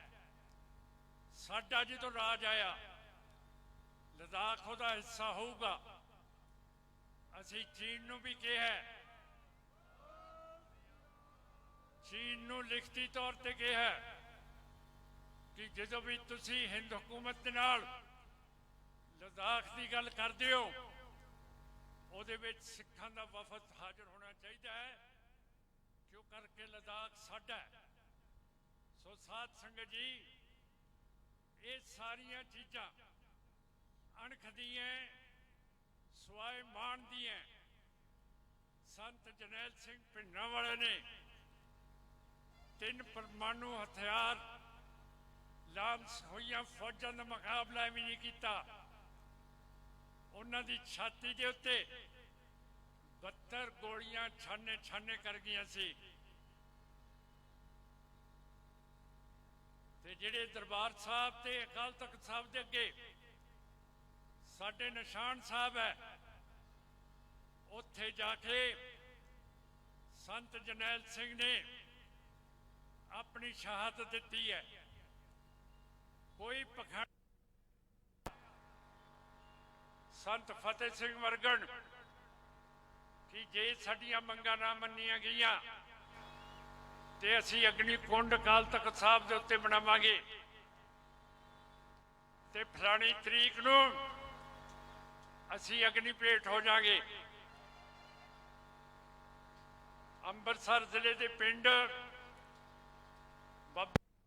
ਸੀਗੇ, ਉਹਨਾਂ ਨੇ ਵੀ ਅਗਨੀ ਕੁੰਡਾਂ ਦੇ ਵਿੱਚ ਛਾਲ ਮਾਰਨੀ ਸੀ। ਉਹਨਾਂ ਨੇ ਸਾਨੂੰ ਦੱਸਿਆ ਕਿ ਸਾਡੀ ਇਹ ਪਲਾਨ ਸੀ, ਪਰ ਬਾਬਾ ਰਾਮ ਸਿੰਘ ਕਹਿੰਦੇ ਇੱਕ ਬੜੀ ਬਿਰਧਮਾਈ ਸੀ ਜਿਹੜੀ ਸਾਡੀ ਨਿਤ ਸੇਵਾ ਕਰਦੀ ਸੀ। ਜਦੋਂ ਉਹਨੂੰ ਪਤਾ ਲੱਗਿਆ ਕਿ ਸਾਡਾ ਅਖੀਰਲੀ ਦਿਨ ਹੈ ਇਸ ਦੁਨੀਆ 'ਚ, ਅਗਲੇ ਘੰਟਿਆਂ 'ਚ ਅਸੀਂ ਅਗਨੀ ਕੁੰਡਾਂ ਦੇ ਵਿੱਚ ਸ਼ਹੀਦ ਹੋ ਜਾਣਾ, ਉਹ ਮਾਈ ਨੇ ਕਿਹਾ ਭਾਈ ਕੋਈ ਸੇਵਾ ਦੱਸ ਦਿਓ। ਤੇ ਉਮਰੇ ਨੰਗਲ ਸਾਹਿਬ ਕਹਿੰਦੇ ਮਾਈ ਮਾਂ ਦੀ ਦਾਲ, ਦੇਸੀ ਘਿਓ ਦਾ ਤੜਕਾ, ਅਦਰਕ ਲਸਣ ਤੇ ਪਿਆਜ਼ ਪਾ ਕੇ ਸਾਡਾ ਅਗਲਾ ਰੋਟੀ ਦਾ ਦਿਨ ਕਟਾਈ। ਮਾਈ ਕਹਿੰਦੀ ਮਰ ਜਾਣਿਓ, ਉਦੋਂ ਤੋਂ ਤਾਂ ਤੁਸੀਂ ਫੁੱਕ ਜਾਣਾ ਤੇ ਹੁਣ ਤੁਹਾਨੂੰ ਤੜਕੇ ਦੀਆਂ ਦਾਲਾਂ ਸੁੱਟਦੀਆਂ। ਸੋ ਸਾਧ ਸੰਗਤ ਜੀ, ਇਹੋ ਜਿਹੇ ਸਾਡੇ ਲੀਡਰ ਹੋਏ ਐ। ਜਿਵੇਂ ਮੱਸਿਆ ਦੇ ਮੇਲੇ ਦੇ ਉੱਤੇ ਗਵਾਚੀਆਂ ਹੋਈਆਂ ਗਊਆਂ ਫਿਰਦੀਆਂ, ਇਹ ਇਸ ਤਰ੍ਹਾਂ ਹੁਣ ਵੀ ਫਿਰਦੀਆਂ ਹੋਣਗੀਆਂ। ਇਹਨਾਂ ਨੂੰ ਆਪਾਂ ਨੇ ਦੂਰ ਰੱਖਣਾ ਹੈ। ਇਲੈਕਸ਼ਨ ਕਰਾਉਣੇ ਹੈ, ਜਿੱਤਣੇ ਹੈ, ਤੇ ਤੁਹਾਡੇ ਹੱਥ ਦੇ ਵਿੱਚ SCPC ਦੀਆਂ ਚਾਬੀਆਂ ਫੜਾਉਣੀਆਂ।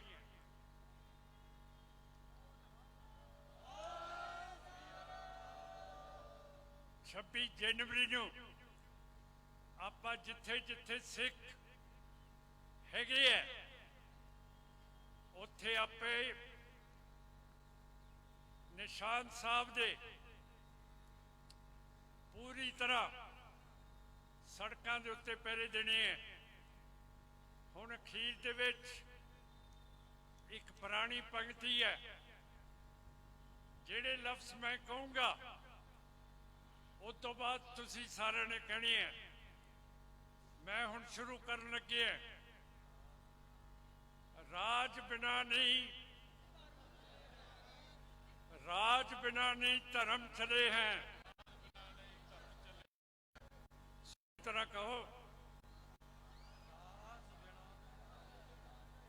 राज बिना न धर्म चले हैं। राज बिना सब जले मले हैं। राज बिना सब जले मले हैं। सो साध संगत जी, हुण असीं नवे मार्ग ते हैं, नवा फतवा मिलिया। गल्लां सुनोगे पर ऐ ना कह दिओ कि ये मान की कह रहा। मैं रस्ते की गल करदा। नवा रस्ता जो लभीए तो खाई तो हुंदी है, पर तुहानूं रस्ते तो नहीं थल्ले डिगण वाला। मैं रस्ते ते ही रखूंगा।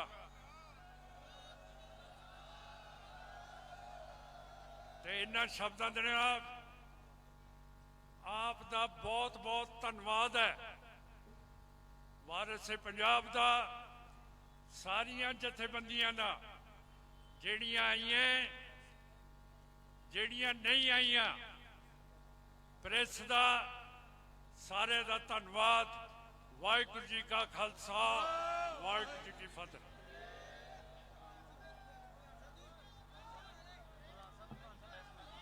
ਸਮੁੱਚੀ ਸੰਗਤ ਦਾ ਬਹੁਤ ਬਹੁਤ ਧੰਨਵਾਦ।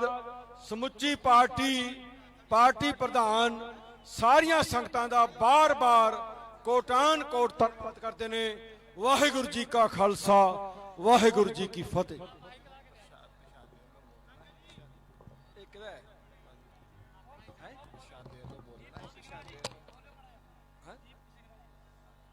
ਕੀ ਕਹਿਣਾ? ਹੈਲੋ, ਦੀਪਕ ਸਿੰਗਲਾ ਜੀ ਦਾ ਇੱਥੇ ਸਟੇਜ ਦੇ ਕੋਲ ਹਾਜ਼ਰ ਹੋ ਜਾਣ।